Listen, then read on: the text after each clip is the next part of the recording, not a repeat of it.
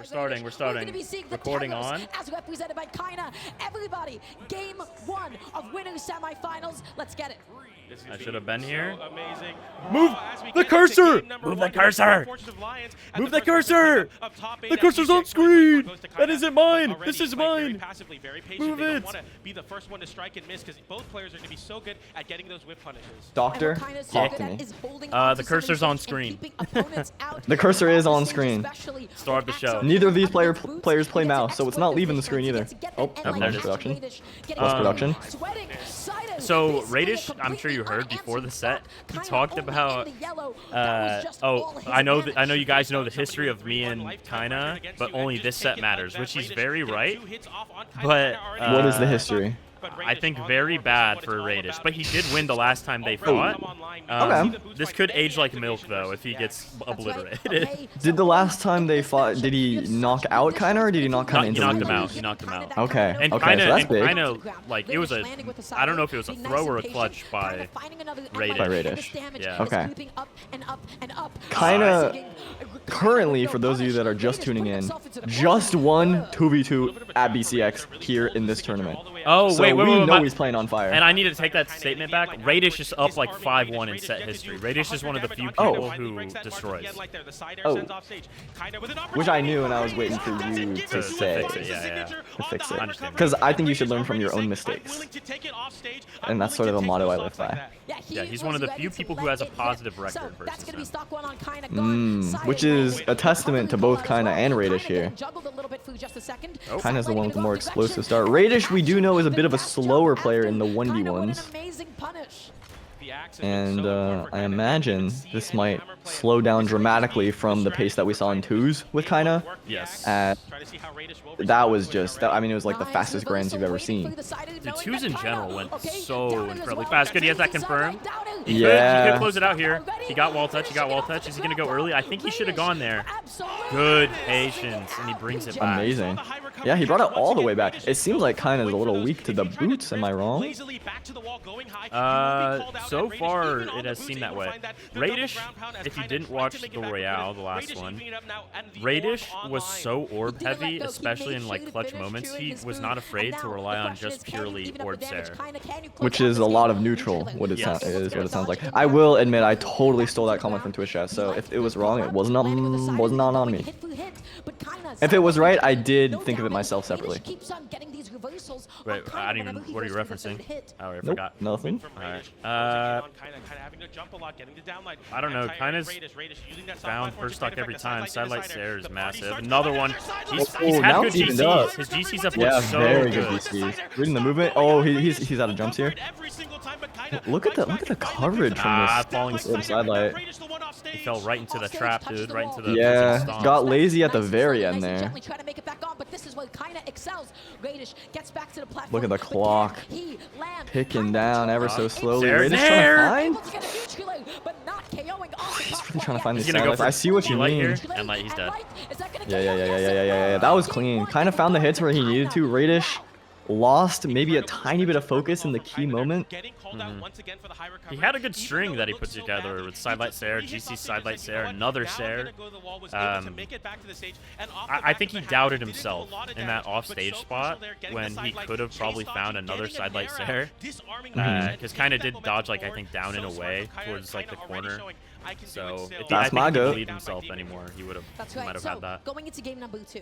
I'm hearing reports that Kaina is on record stating he doesn't like playing against both boots and orbs, so Raydish is almost like the complete player counterpick to Kaina. And it's, I mean, it's kind of been proven with the set history as well.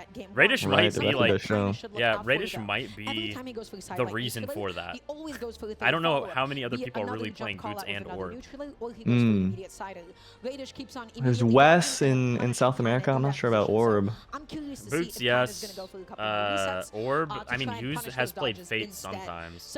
Going into game 2, this feels so doable for game number 2. It seemed like Kaina got off to a commanding lead. Raydish brought it all the way back, and then just at the very end, Kaina was able to squeeze it out because he already had the lead. Yeah. So if this continues, Same pace. Raydish should win this one. It's all about the adaptation. Sidelight there. Cutscene combo. We gotta count how many of those. I just want to, yeah, chats, help us figure out how many times he goes for Sidelight. I would almost say like sidelight Sair or just Sairs specifically from Raydish. That's, I mean, 3 of each so far. All these GC sidelights too. Yeah. Raydish does have his work cut out for him. The number of times you need to win neutral on the old versus on Teros, it is staggering. It does add up, but you do have the quickness. That would have been a massive punish for him to get. Yeah. Maybe a bit of early nerves here. Kind of unafraid to let it rip. Kinda's already been playing in tournament, even though it was 2, so yeah, I think you've you're been playing probably all day. right. Yeah, honestly, kind of being the first set up is probably great for him. He is hot off of that adrenaline surge of the 2v2 tournament.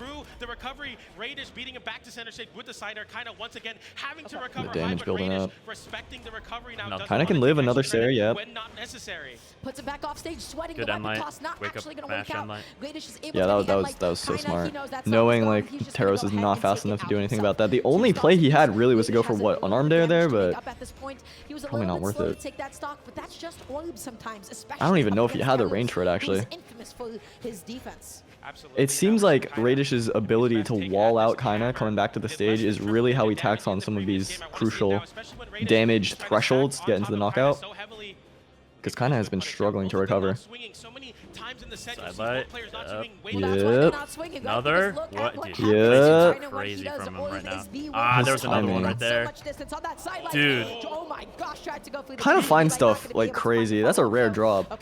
Yeah, I mean, he just went for the wrong option there. I think maybe he could get that true, but he's dead. Oh, that's a KO. What a find, actually. Just patience there.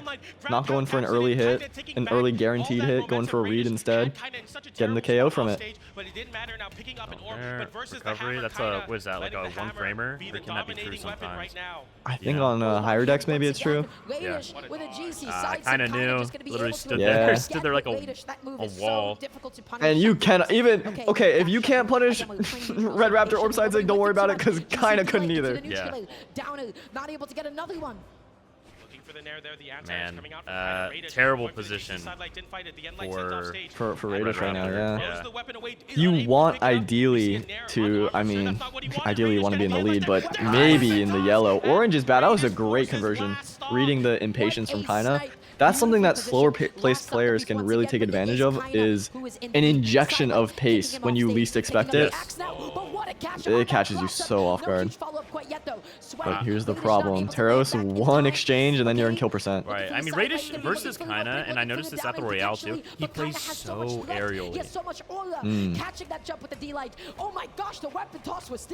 Is that part of avoiding the hammer? You're setting yourself up for easier reactions against the fast, or rather than fighting the fast ground moves? To do Orb Sair. I see. Raydish one hit away. Still in it. Has to win neutral a bunch of times, but he's definitely capable. Nope, there it is. There it is.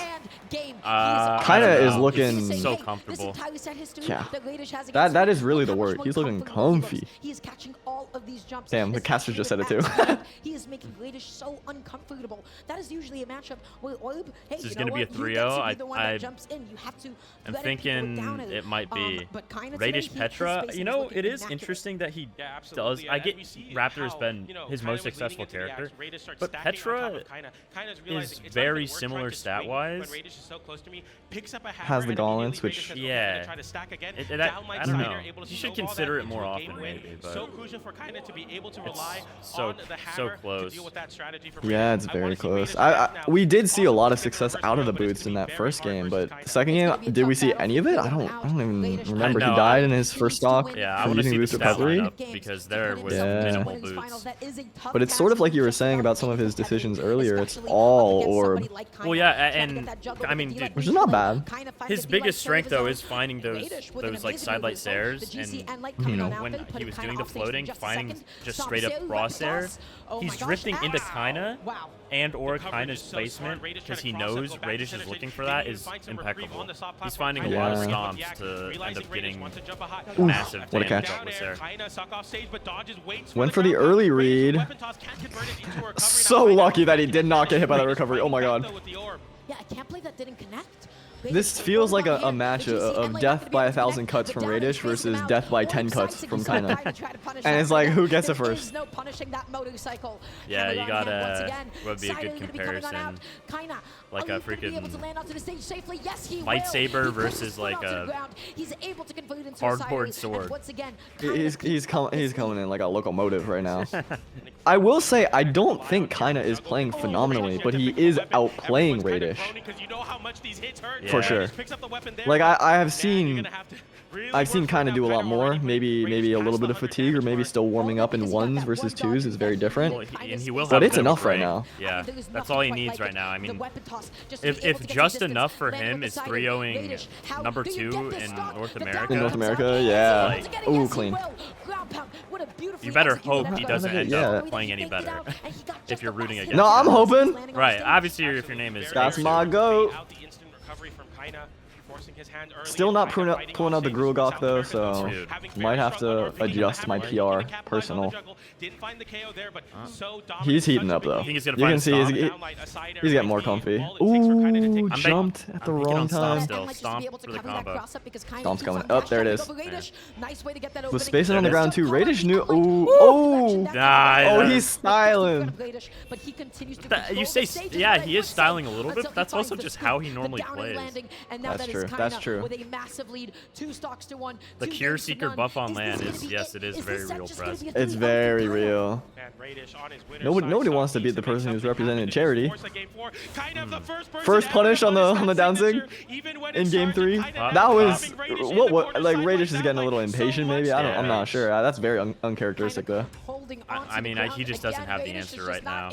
No, he's looking for anything. Again, it's just like game 1, I believe. He's trying for the boost now. So bad. I mean, but you know, it's paper cuts like you said versus yeah, a freaking machete. And he's trading hits, but look at the damage differential. Oh, it's over. Kaina does not drop these. He's gonna lose all 3 games to like end lights. One hit away. Raydish is. Stomps there away. Even a normal, yeah, probably an end light away. Kaina so dominant in top 3. To get up until top 8 winning side, which is ridiculous in of itself. Baby. He beat Impala and he beat Anonymous Alex. Those are incredible wins to have under his belt. Everybody, it's time. The other side of winning semis. We're going to be seeing the Zariel in the form of Deviljin. We're going to be seeing Yuz, of course, Egg is still deafened. I am Dara. This is PJ, and we're so excited to bring to you this match. Absolutely, and now we're yo, Yuz Balloon Boy. This is the defending champ, last year's champ, and if I'm not mistaken, Kaina against Yuz was grand finals of last year as well. Yes, it was, and it was a 3-0 in Yuz's favor. It was like insanely, I mean, the peak for their individual characters. It was a very good set overall, aside from the final game. I mean, Yuz in that final gaming grands took it away, but it was destruction. Balloon Boy versus Yuz, if you didn't know, at the Royale, I believe they played twice in top 3 in losers, and then obviously round robin they have to play. Yuz won overall 6-1, 6 games to 1. Damn. Yeah. Yuz also, the reason why I bring that up is because we just saw how dominant Kaina was, and this is a player that 3-0'd him last year. So Balloon Boy has got his work cut out for him. Balloon Boy taking a clutch set against Impala to get even to this point, which is winner semifinals of BCX top 5. And this is so even so far. Yeah, and that's not to say that Yuz didn't have like a super dominant path either, like have moments where he had to clutch as well. Stingray and him had an insanely close set. Personally, I believe Yuz I'm not sure, but might be the most clutch ones player right now. I don't know about Balloon Boy. I don't know if Balloon Boy has had any extremely big clutches. He's come super close in some online tournaments versus like Sandstorm, but then at the very last second, done a misinput. But he is definitely a different beast on land. You're saying that in the big moments, Yuz comes alive almost. Yeah, he knows exactly the win condition, and he wholeheartedly, like, I think, believes that he will find it if he just can keep his composure, which he has been able to do time and time again. He lives and he breathes in the pressure. He's also the only greatsword player in top 8 at the moment, which might be a difference maker. We'll see. Not the most amount of greatsword players, since you don't get the most amount of experience. So what you're telling me is greatsword is bad. Greatsword as a weapon is actually worse than bow, because we do have 2 bow players. Wait, true. The greatsword propaganda has not stopped since 2020. Yeah, there's always a way. 2021, my bad. Post nerf. Oh, he's got it. He's gonna get it. Oh my god, that is a jumpable string. It is. I'm surprised he didn't go for a Sair, considering that is pretty common when you push someone off the side. First of the day, maybe? Who knows? But going for the sword, which has more consistent knockout power. Yeah. Balloon Boy needs a couple more hits or a big sig knock off stage. I think he's gonna find. Downlight. Yep. Yeah. Look at the move. Do you see how he just patrolled that corner and did not give it up? He did not go off stage. He did not go further in. He was just, I'm just gonna sit here. I'm comfortable. Yeah. No. On sword, Yuz is unreal with that. Like when referring back to the Stingray set, that's partially what made him so good in that set. Was on sword, he walks around with like more confidence than anybody else on that weapon. As he should. He is the 1v1 world champion at the moment. Yeah. Going for a 2-time. Yeah, I'm curious if he's going to prefer sword or greatsword here. This tournament would say sword for sure. Yeah, I have not seen a lot of greatsword out of Yuz this tourney, surprisingly. Good D-Light. I want to see him go for like an N-Sig off the top. I want to see him go for something a little crazy. I've seen like no N-Sigs from this guy all tournament on sword. I think Jaehyun's actually got a decent N-Sig on him. Yeah, it's real good. I feel like Jaehyun is such a good pick, especially for a player like Yuz. The greatsword can be a bit more of a wild card. Either you explode or you get walled out maybe, but the sword is always consistent. So he has both at his disposal. What a dodge! And what a find though. Yeah, we've been talking all about Yuz this game, but Balloon Boy has been making it almost even. Oh. Risky there, but Yuz doesn't have the movement for it. If Balloon Boy waited a little bit more. Look at him patrolling that. Oh my god, the timing! Is he just a goat? Nice recovery. Yeah, not taking an additional risk with the ground pound. Yeah, and also dodge. Notice how he didn't even care to weapon starve at this point. Yeah. He's very good when it comes to that. I say a lot of players, a big difference maker from them being good to great is that they don't take advantage of that. The right time, what a find! Oh my god, his timing is immaculate. But he also has pristine decision making in moments of like, oh, it doesn't matter if they even get a weapon. I just need to focus on getting the hit. Right? Because some people in those moments where it's like, dude, it's like a red v red, or you need to get your one hit on them, people will throw their weapon and focus on the wrong thing essentially, which is that weapon starve. But yeah, you're like, oh, let me get them off the danger thing. Yeah. This is what you're saying. He knows his win condition, he plays to his win condition, and he wins with his win condition. Yeah, exactly. And I'm interested to continue to see how you deal with the defensive game that uses able game number 2, same map, same legends, same players, but also play very patiently. same result. We'll see. Yuz off to a great start. For sitting underneath that soft platform on the corners, and we go back to the stage and Yuz finding an opening on the great sword. Yeah. Balloon Boy. Great sword is just unreal to me. Stock didn't find it though. Balloon Boy with a chance to weapon starve didn't go for it there though. I just wonder if Balloon Boy has an answer to the great sword, because he pretty much. What in the world? I think that might have been a misinput. Played sword for 90% of the last game, And during the time he played Greatsword, he was hitting the strings. He was getting the reads. Yeah. So if Balloon Boy gets a lead, even a game lead, maybe he wins 2-1, and Yuz swaps over to Greatsword, like, you still have to adapt to that. Well, It's like you're fighting half the player right now. Right. And half the player, I mean, is winning.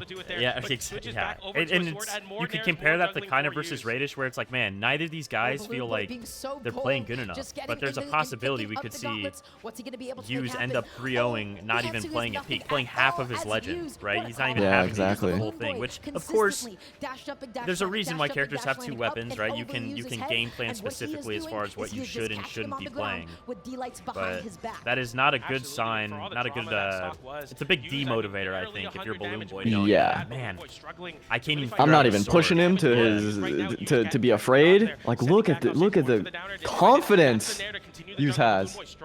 He's fighting against a top 5 BCX player right now, and he does not care. He's out the ready side. Oh my god. Balloon Boy's looking a little flustered. I don't know if you saw Cam, but he's taking a big sigh, rocking back and forth. I just don't think swap he over has, to the blasters. Like, if he swaps over to the blasters, I think it might only be more dominant. I believe he might have gotten a win versus Yuz in losers of the Royale with blasters, but I can't remember exactly. It looks like Yuz is. I don't even know what to say. He's actually just locked in. He's getting his elo right now. He didn't jump good on Balloon Boy, but I don't think it matters at this point. No, it doesn't appear. Yeah, he's just like, I'm just gonna throw it out, and if I win, I win. If I lose, I have 2 fresh stocks. Yeah. It just seems like he's untouchable. Like, Balloon Boy is afraid to throw out attacks because every time Yuz has been right next to him and punished. Like, look at that. I want to see Yuz just do a 2-piece if he finds that Endlight opener. Yeah, he probably will actually. No, not yet. I think he has to realize it, right? He goes for 3. That's it though. That's it. Yeah, I mean, he hit the GC. Yeah. This is. It's kind of difficult to watch. This is brutal. There's a bit of an issue going on, which is the discrepancy in Dude, South, I mean, I just think South America. Okay, he's locking in the Zariel. He's sticking with his pick. I like it. I think we've seen reverse 3s in this tournament. Possible. Oh man, but I don't know if Yuz guys. Can someone in chat give me a time where Yuz has ever lost by reverse sweep? Not to mention, Yuz. This is a guy that I mean, undefeated BCX. Yeah. Yeah. Yeah. Actually, he's never lost here. He's never lost at well, since last year. Right, his run last year, he has not lost a set at BCX. He's like, even if you've been reverse 3-0'd before, you've never been reverse 3-0'd here. You know, that could come into play if you go down 2 games here. Maybe get nervous. You've never been in that situation before, but from the way that he's playing, it does not look likely. He started pulling out the other half of his style, and he almost 3-stocked. Yeah, so okay, chat's getting kinda has reversed before apparently. But also, my chat's going a little. Anwo in chat is saying he lost to Java, but that was back in 2022. So the last BCX where he lost a set was 2022. Right. So, but still, you think about that. It's 2 years ago is when he. You know what? Last lost That's my bad. I didn't even realize he played in 2022. So many of his jumps when it comes to landing, and Yuz has no problem with that whatsoever. He is on him like a butter on toast. Look at it. He's just attached. Do you see? Yeah, he's so. I mean, he's literally a freaking commanding the ground. The crazy thing is, Balloon Boy has the gauntlets, and the bow, which is like one of the best weapons, if not the best, at playing stacked. And yet, Yuz. I don't know. No, he's starting to play both weapons, even his unarmed is. He's playing unarmed too. Oh, he would have done D-Sig, I think, after that. Bro, and Balloon Boy could have gotten Sarah there, I believe. Yeah. Yuz looks like he has like yet to be pushed, and he's kind of just playing his game. His not basic is the wrong way to say it, but his like plan A. He's just playing his plan A and not having to go to plan B. The funny thing is that this is the best Balloon Boy has done, I'm pretty sure, in this set, and it's like still looking horrendous. Yeah, I guess game 1 was a little bit closer, but even so, it didn't necessarily feel like that. The moment Yuz picked up that sword in game 1, it felt over, and Balloon Boy going for some reads, which you can't fault at this point. But getting punished nonetheless. Finding some hits. Signs of life. But he's getting punished every time. Yuz is just there. Yeah. And I've noticed on the left side, he's been pushed off like 2-3 times now. Nice. That dude, I mean, he knows just where he's going to go every time. He knows when that sidelight into D-light bridge is going to be true. He knows when Balloon Boy is going to probably try and jump after getting poked with the sidelight, and then he catches the snare. He's going to close it out with sword. Yeah, we are just seeing character. That's it. We're seeing character. Oh, he goes for style. First decent defensive of the set. Yeah, we're seeing character mastery from Yuz in the truest sense of the word. I mean, maybe not the SIG, but this weapon combo. Okay, Balloon Boy is still in it. Is he clutch? And remember, even if he loses, he's still in the bracket. This could be a massive momentum shift if he gets it, but one more of those and it's it. Maybe even headlight on the side could kill. Oh, good avoidance, but it's tough. Okay, finds a first hit. He's not going for any kind of strings. He doesn't want to take the risk. He's been punished too many times for going for reads. I mean, yeah, he can't really throw anything to middle out first. Oh, interrupted Yuz's recovery. That would have knocked out for sure. Okay, Balloon Boy, signs of life. Signs of life, but dude, it's still a ways to go. That's it. He was getting a feeling for the movement at the very end, but the very end was, in fact, too late. Yuz moves on to winners finals, guaranteed South American in top 2. Impala Godly. Oh, it's going.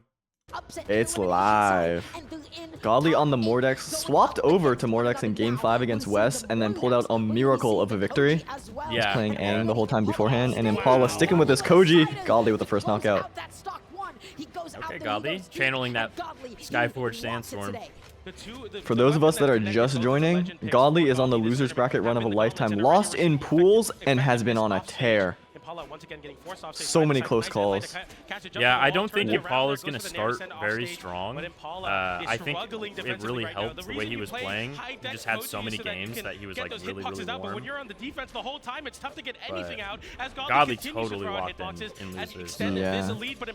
And this is a repeat of 2022 Grand Finals, if I'm not mistaken either. Yeah, it is, and they are playing totally different characters. Yeah. I guess there's two sides to that coin. Number one, Impala finally finding that knockout. Brawlhalla has changed a lot. Yeah, that these two are in losers now. Impala was on Kaya, obviously, in 2022. Was Godly on Mordex that whole set, chat? I think he was a Suri.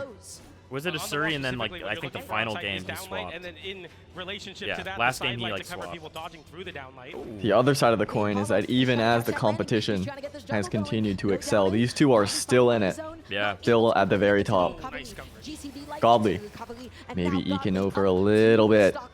What's wild is that both these guys, when it comes to BCXs at least, Impala got first, fifth, and then I think, well, yeah, first, fifth, and then who knows this year, at least seventh. Godly got second, then I believe he got third, and now he's in seventh again. So they both have insane results when it comes to BCX places. This is the tournament where they come alive, it sounds like. Yeah. Impala especially, I mean, his 2022 performance was, I don't think anyone expected that. Nice. Finds it. A little bit more consistent with the knockouts on sword than spear maybe in terms of that kit, but yeah, I think sword in general is just on a bit of a different level. All right, is he gonna go for something wild off stage like he did versus Marckiemoo? Yeah, he is that also was a damage. Mordex. He's starting to get his movement a little bit more. Okay. Yeah, like he's building into it. Maybe a little too late. Yeah, he's dead. Yep, yeah. I'm excited to see. This is where the set really starts, in my opinion. Game 2. Game 2. Neither of these were in the 2v2 bracket earlier, so this is their first time on the stage for the day. That cider was very well spaced by Godly too. Knocked off stage. Impala jumped a couple times, set himself up for an easy edge guard. Same map. Game 2. So running it back, no switch offs quite yet, and we're going into game 2.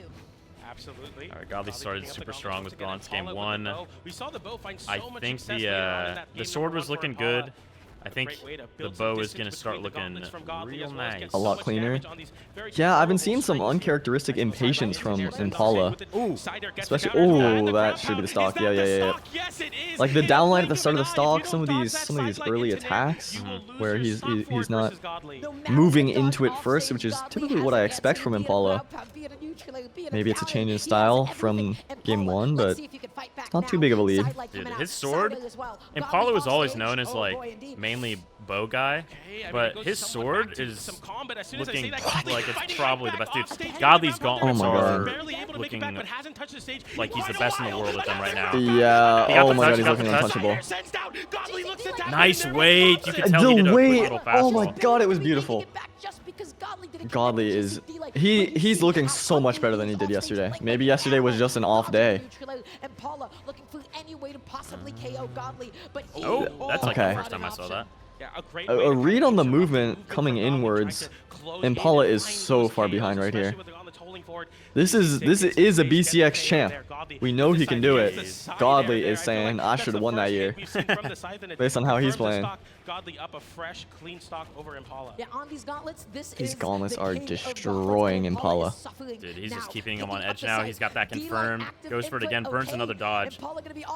I mean, Godly's, they're both moving quick, but Godly is it's very evident he is one step ahead.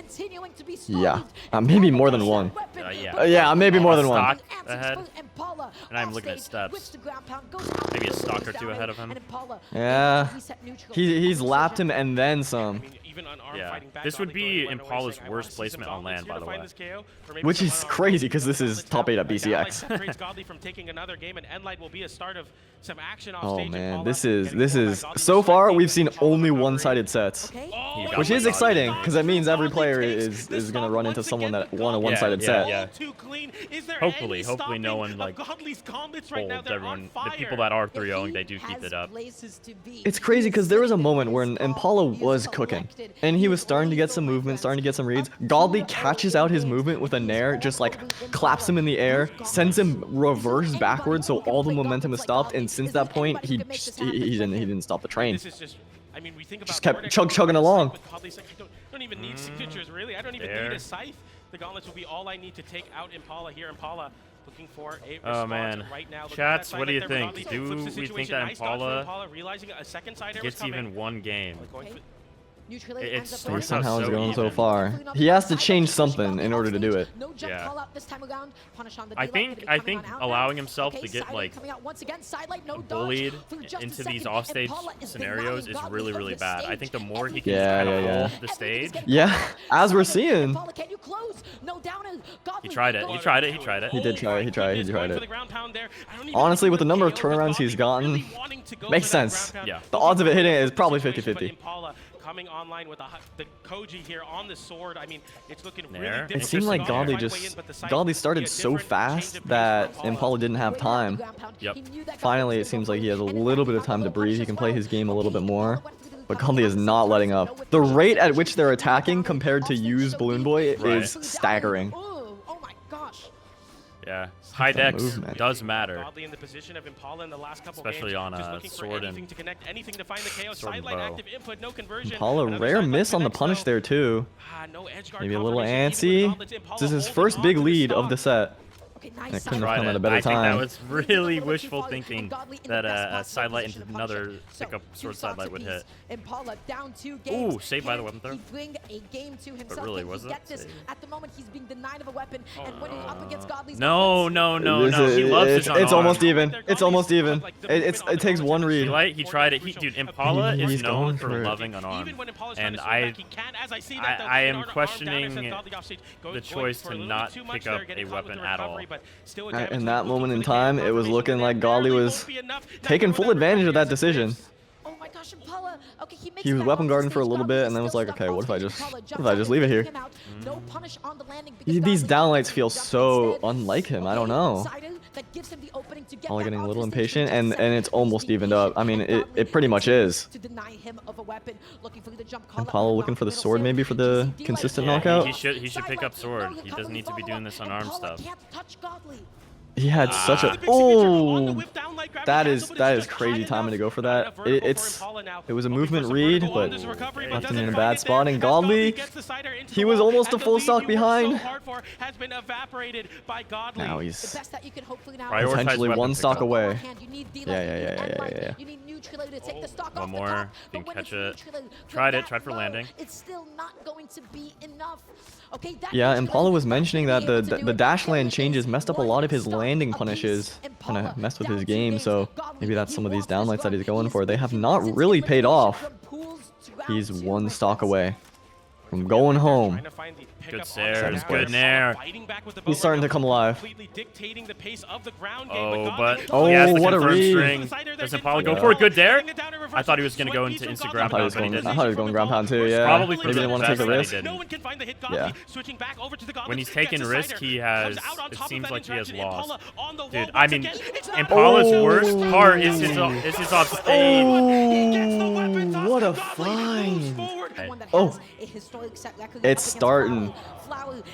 Marckiemoo against Flower. So far, we've only seen 3-0s. This is what I was saying in the intermission. If Marckiemoo 3-0s, then everyone that fights each other will either have 3-0'd or been 3-0'd. Whoa, kind of epic in a way. Sorry. People who just clicked this timestamp instantly click off. That's a sign of dire straits for Marckiemoo. Flower in BCX top 8. I don't think people expected it, although from the gameplay we've seen, certainly deserves this position. Marky has been the NA savior in a lot of people's eyes. This explosive, hyper-fast movement playstyle. I want to make a point, and this is how you know I'm in too deep. Marckiemoo and Godly are both using setups that Sandstorm has used on Mordex. So you're saying they all got it from Sandstorm, who all got it from me? Right, and if you go farther, you'll go back to the conversation that me and you had about it. So I do have 51% ownership of it because I did initiate the conversation about. Which is true, yeah. And then Big Tony, who inspired you, has 100% of your cut, which is then back to me, so it is 100% of my cut. Okay, but now you gotta close out the stock. So that end light 100% should have hit. What? Did you see that? All I know is, dude, it all leads back to Atrophius, and without him, we don't have Mordex. So that's true. That's true. In a way, it goes all the way back to pickled potatoes, but we don't have to get into that. that is too deep. I gotta pull you out of the rabbit hole. I feel like if Marckiemoo hit that end light, we would be in a different world right now, but Butterfly Effect, Flower evened it up.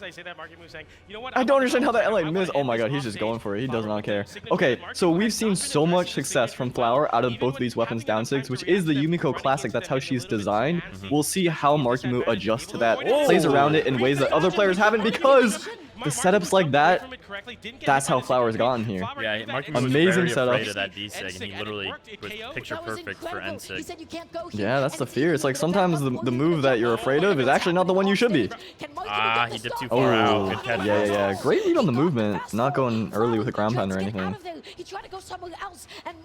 Almost evened up. It takes one read. We have yet to see Flower hit like a huge hammer string, unless I looked away for a second, which is possible. Oh, which is dodge up. Red and no no jump. Another Nair doesn't follow up. Marckiemoo sticking onto the sides here. Marckiemoo in the lead now. Damage lead. Now this is the Mordex strength versus Yumiko's strength. The amount of hits they need, very different. Oh, ooh. He might be able to catch him still. No, barely. Not quite. Oh my god, Flower, I respect that so much. Yeah. A little bit to the left and it hits. Yeah, Flowers, he's keeping his wits about him, even though he almost got brutalized. Great catch. Nice read. Okay, that's something that Rain was able to do, was read the movement off of the side light. Rain's gauntlets against Flower. Marckiemoo sponsored by Ron John Surf Shop. Ron John. How did he get that one? Big Brawlhalla fans, what's going on? Sidelight GC, sidelight recovery. We were all taught that as the first gauntlet mix-up. How did I get the #1 Flower hater in my chat? I think Flower. Go to Phazon. If Flower won that, I think. I don't know if he is gonna 3-0 Marky, but like Marky being 1-0, I think there still is that chance. Yeah, the 3-0 is there. It's open. Flower's gonna say I don't want that, but it might be out of his hands if Marky starts getting going because his engine, it could not be stopped at the last land. It was halted at this one. But he's still in it. He's still going. Keep Marckiemoo away is the name of the game, but there, a great Eat My Onions Will Win. I forgot that was his name for the first tournament of the year. Look at how Mark is moving around these SIGs. Double unlight. Grab pound. Yeah. He's been going for those early ones. Oh, that read worked so many times earlier in bracket. Marky avoiding it. The reaction time. Yep. Look at how that knocked off stage. Yeah, I know. I thought that was gonna reflect for a second. I was gonna be like, bruh, just do Sarah. That's right. So, what an amazing option. D-Light into the end. Now, someone brought up in chat something that I want to mention here. They're saying that, would it be wrong to say Flower is here in part? Oh my god, that was true! That was true! He's still going! Yeah, maybe in part because of the SIGs. Maybe in part because he's the GOAT! Oh, if he did stomp there, that would have been nasty. Yeah, that would have been so nasty.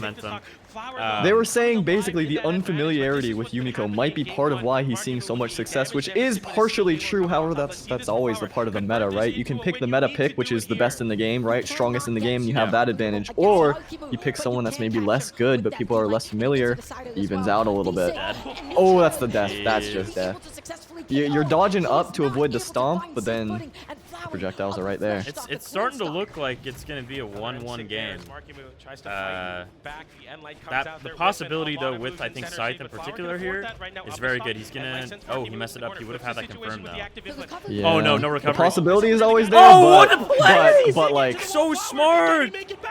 Yeah, that was genius. I don't love that for Flower.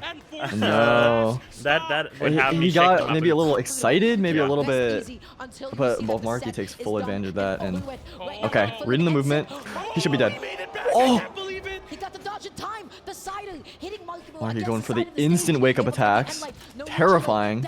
Okay, Flower's patrolling. Oh! And like, he got the read. Bad timing though. Yeah. Slightly off.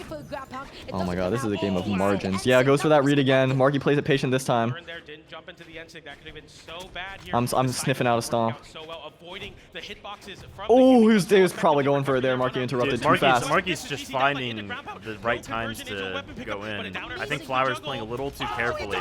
Oh my god. Now he's starting to feel desperate. The reaction time. Oh my, he's too fast, too quick. What in the world? That's Ron John Marky right there. Ron John Marky. Dude, Marky's like, bro. How did he win that game? Marky's looking stressed like he just lost the game, bro. Yeah. The reaction time to avoid the setups, That's such a good to get play. that nair, to set up that edge guard, and then jumping over the side sig the way he did, and you know how close he was as well, but I told you, you can't breathe. Probably the Look at the damage difference. He should have lost that game. Like, wow.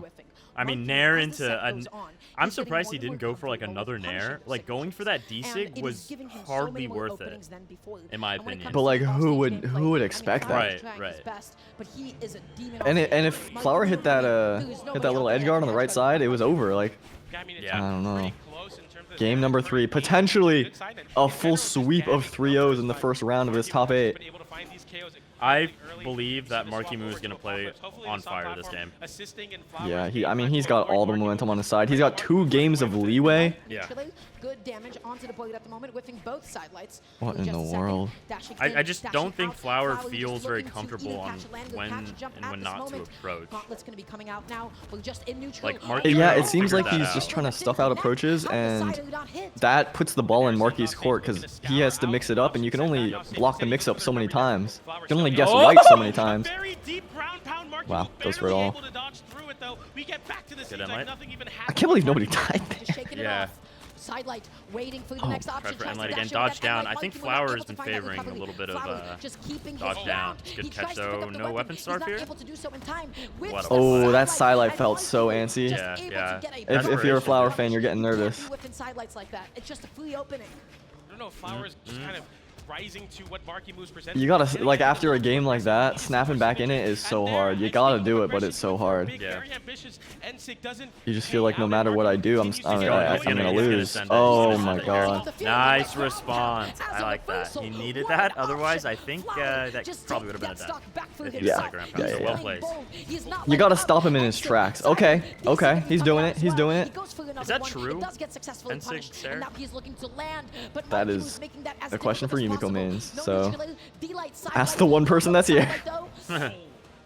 Yeah, it is true.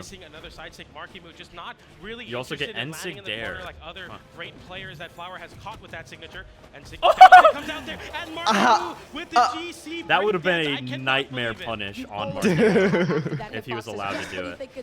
Like, how do you go for that in BCX top 8, get away with it, and get the knockout? I think we're about to watch a nutty side flip happen, or at least one that ends in Flower dying. There's a world where this is 1-1 and Flower has the momentum. Yeah. That world does exist. It's not the one we live in. That ground pound to get his first stock was crucial, but like, yeah, it worked once, so he's going for it again. Yep. Marckiemoo has found so many engagements off of Scythe weapon throws. He's finding openings that nobody else. I mean, he's making Flower look like Flower is not a top player, which is crazy because okay, it starts. He tried it. He thought he was gonna go down and do like recovery. Yeah. Honestly, respect. Might be imminent, but if we saw anything from the previous sets, we know what happens here. I mean, it's doable. There? He's building up. Yeah. Oh my gosh! Oh my gosh! He's gonna go for it. What? I hate that weapon. I hate that works. Maybe he was panic. No. Oh. No moth. Okay. No moth there. No moth. Wait a second. He almost brought it all the way back. Right as I was saying, he was making him look like he wasn't a top player. He showed why he's a top player, but it was too late. Right now.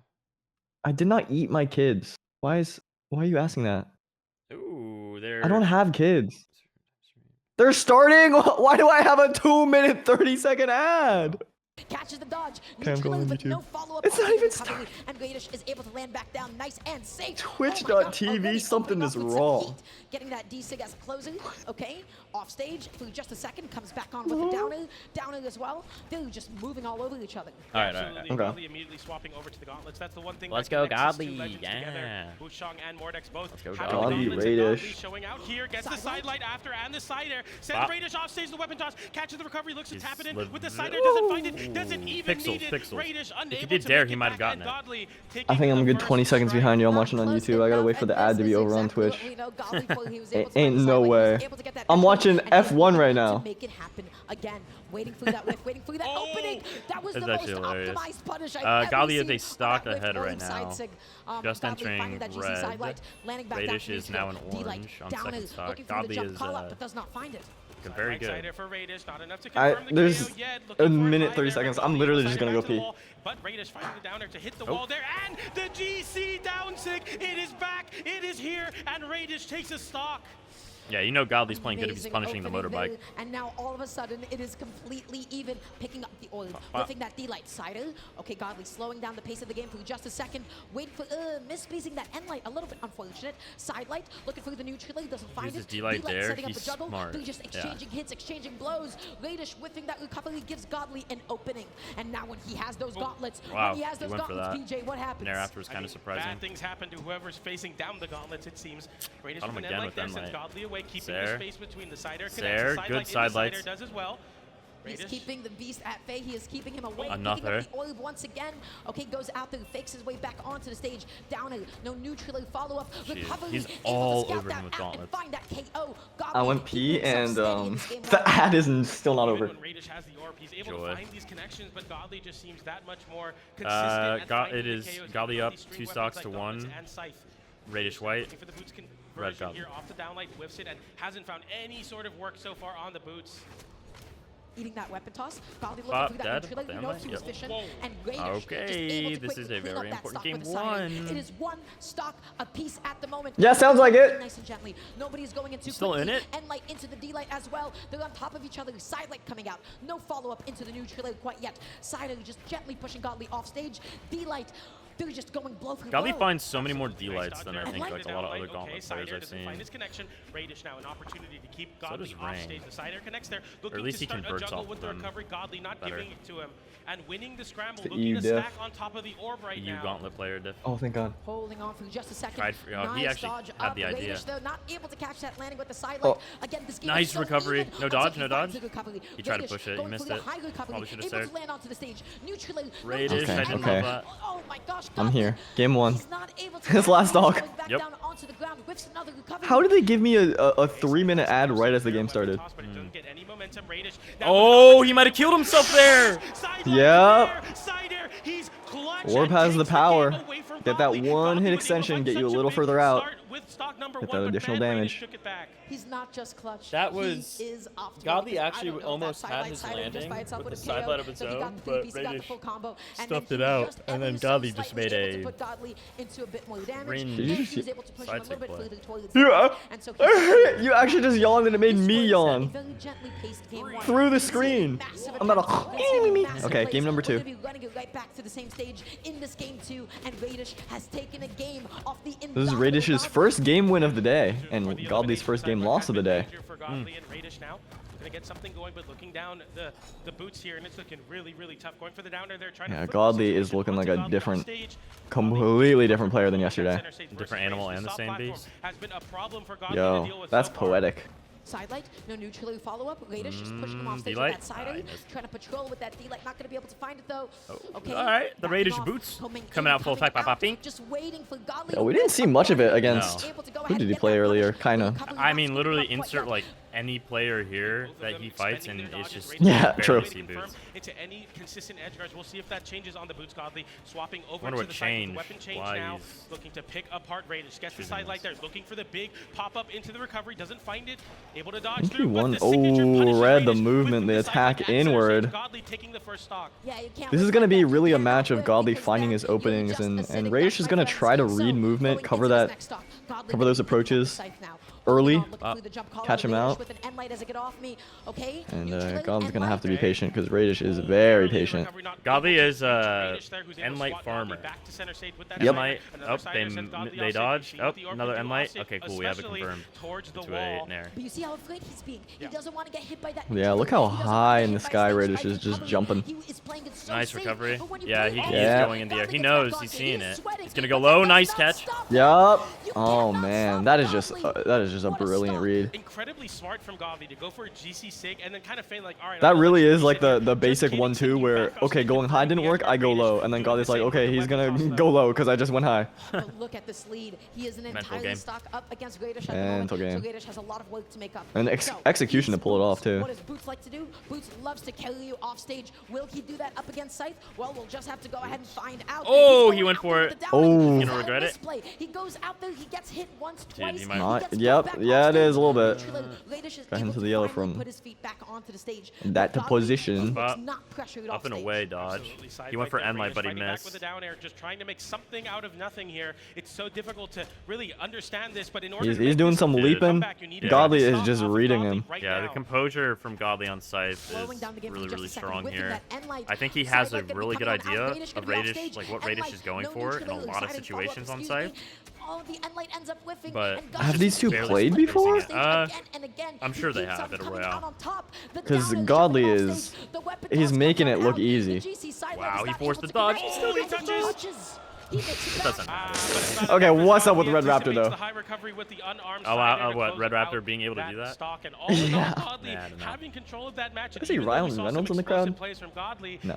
Yeah, that is truly textbook Scythe gameplay. That's right, especially when it came to the offstage gameplay. Godly. This might be a this might be a 3-1 the way that was looking. They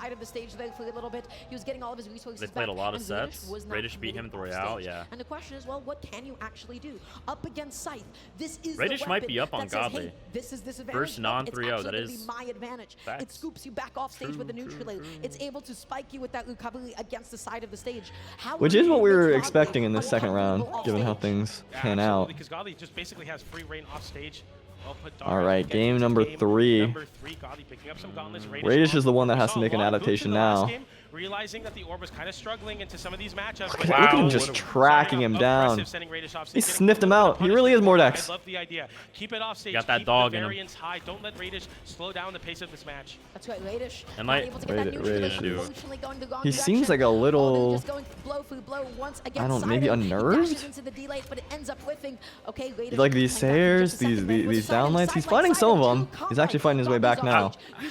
I think at some points Raydish can be on orb, and orb allows this a lot of times, but he can be a little too one-dimensional with what he goes for.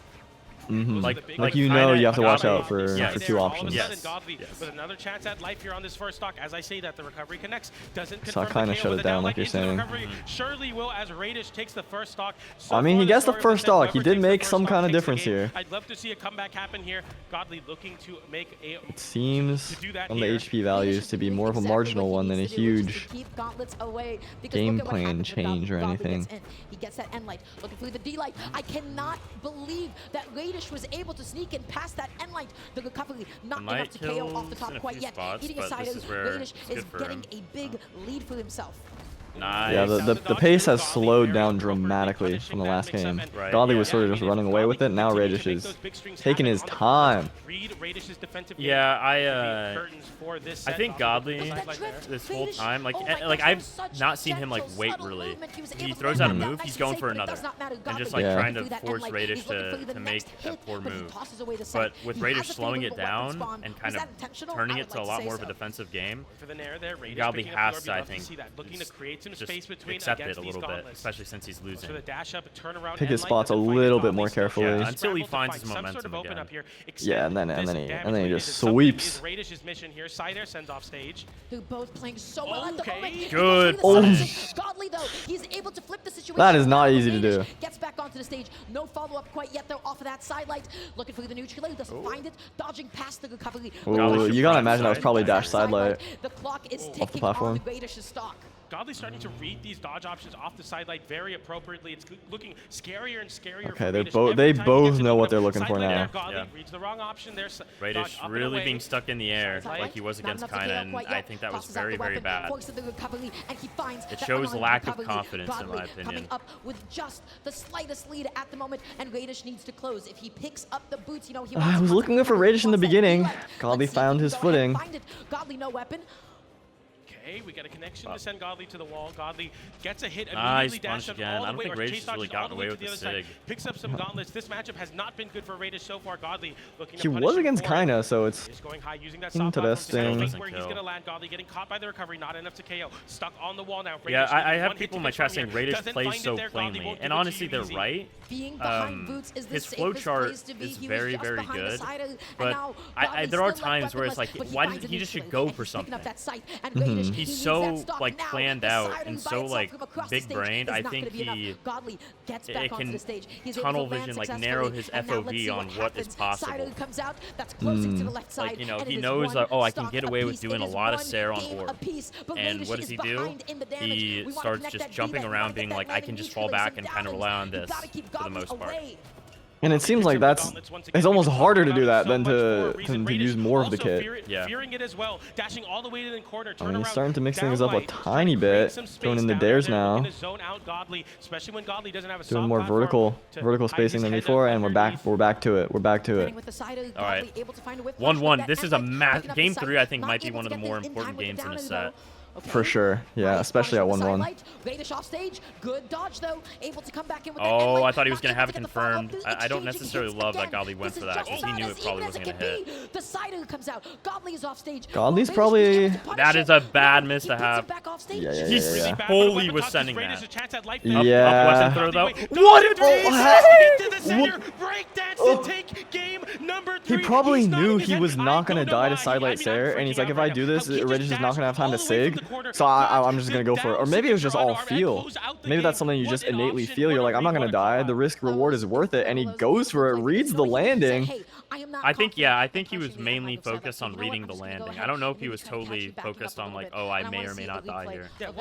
Dude, there's been some crazy break dances. There have been, really, yeah. Like a double knockout from Lores, a double knockout from Zen.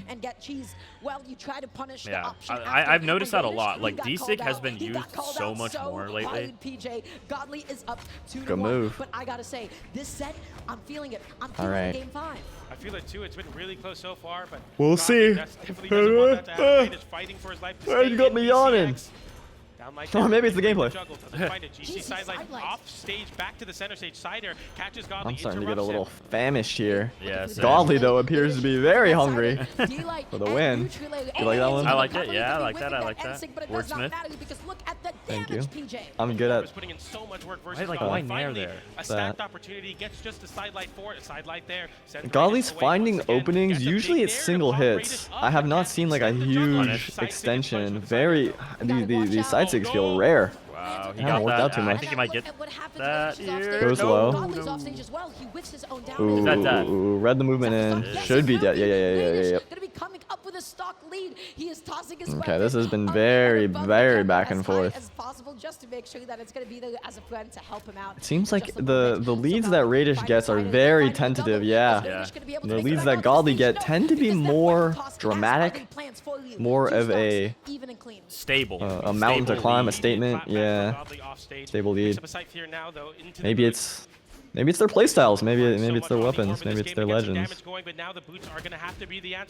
I just want. I don't know. I get Raydish is now on tournament point, but I just want to see Raydish force his way in more on Boots especially, or he's doing that. But Boots, you have to work harder anyways, and he's like playing it like you need single hits. Oh my goodness! It's even. It's even. He had him in white. It's even. That's exactly what I was saying. Like Godly finding the string finally. And it. Oh, he has that. Oh, he didn't do Sarah. He's got that sidelight. Doesn't get punished. The dodge away. Not quite. From Godly, not the correct spacing. What does Raydish do here? Nothing. Down on the wall there. A lot of and then no engagement off stage from Raydish either. And Godly maybe knowing that, so he's able to go for more risks. So I feel like against some other orb players, that might be Godly dead. Yeah. No dodge here. Finally gets back now.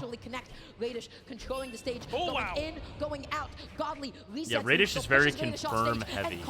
He's not interested in strings, and I think on battle boots that would be something for him to maybe try more, because he has done like strings and stuff, but only when it's been like a very confident situation for him.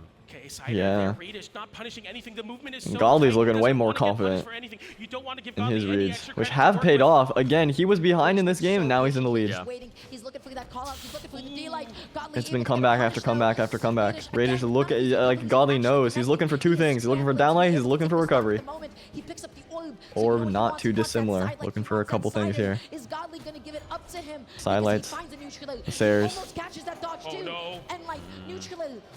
Just relying on dares. And he's totally on the back foot. I have some thoughts, but I mean, Raydish can still win it, so I'll hold on them. Godly's literally just all over him now. Yeah, he's finding openings that... Oh, that's it. Raydish out at 5th place at BCX. Godly continues his miracle run. But it doesn't The Lions. Oh man, what a read.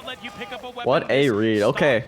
Balloon Boy, Marckiemoo, the two last NA players, welcome back. How's it going? Hello. You missed You just missed Marckiemoo with a commanding start here, really. Yeah, I know. Balloon Boy brought it back. But ever since the second stock has started, I really hope Balloon Boy doesn't totally get manhandled. I think that Marckiemoo is the greatest player to ever touch a controller, and he can do no wrong. And he's taking it. Yep, I'm a cow. Hell yeah. I'm part of the herd. That's me chomping on grass. Oh yeah. You see why? You see? Oh, he almost hit him with the X pivot. Having Marckiemoo on the wall, but you just can't do anything about that. Oh. He just needs a neutral. He needs a D-like, but Straight to wall. What an optimal punish, finding a GC D-like. This is. It was even in the first stock, at least at the end. By the end. No. He maybe did he go for a GC downline? Is that what that was? Consistently. Is locked in and ready to whip punish, maybe. as well as I don't know. I like the idea that 3 stocks to 1 and Marckiemoo playing like he's still at 0 damage. I have been enlightened by what I'm witnessing right now. Dude, did Balloon Boy get 3-stocked in winners? Oh no, what a flip from no, he did not. He just KO'd him with unarmed nair. He 3-stocked and KO'd him with unarmed nair. That's the Ron John Surf Shop difference. That was all Marckiemoo. That was all aggression. Balloon Boy was playing on the back foot. He was forced to play defensively from the beginning. He was back. But at the end of the day, Marckiemoo, he is so unarmed nair. Delay unarmed nair. At the end of that game. So you could have picked anything, and you picked, and it still would have KO'd. That's the crazy part. I'm gonna sip my tea, and if something happens in the next 10 seconds, it's not my fault. His You're punishes spit it out every single time with GC D-lights of his own when he is on Gauntlet. We're going into game 2, and already we're going to be off stage, and anything can happen. Okay, I'm back. With these two. Absolutely, Balloon Boy now. This is definitely a slower start. Between the gauntlets and the not an instant read into a potential game, like last game. Yeah, that's what I missed. I'm noticing Balloon Boy is like dropping low a lot. He's not recovering high at all. And I think with how Marquie's playing so reactive, it's going to go very bad soon. Balloon Boy, what would you say Balloon Boy's greatest strength as a player is?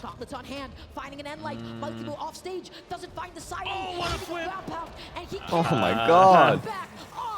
Fist to the face. Does someone in chat wanna? I winced a little bit with that ground pound. The first one hitting I actually don't Marckiemoo, know like capitalizing on specifically what Balloon Boy trying does to get well. some momentum back, trying to make a statement. Instead, Marckiemoo, the one to I don't want to say something mean, but in game 1 he was kind of getting popped like a balloon. So we'll see if he makes an adjustment. His patience. Yeah, his patience and like the flow state that he can enter. Okay. Look at him. He is now finding his I mean, he's made it this far. He against Impala, I was seeing some composure.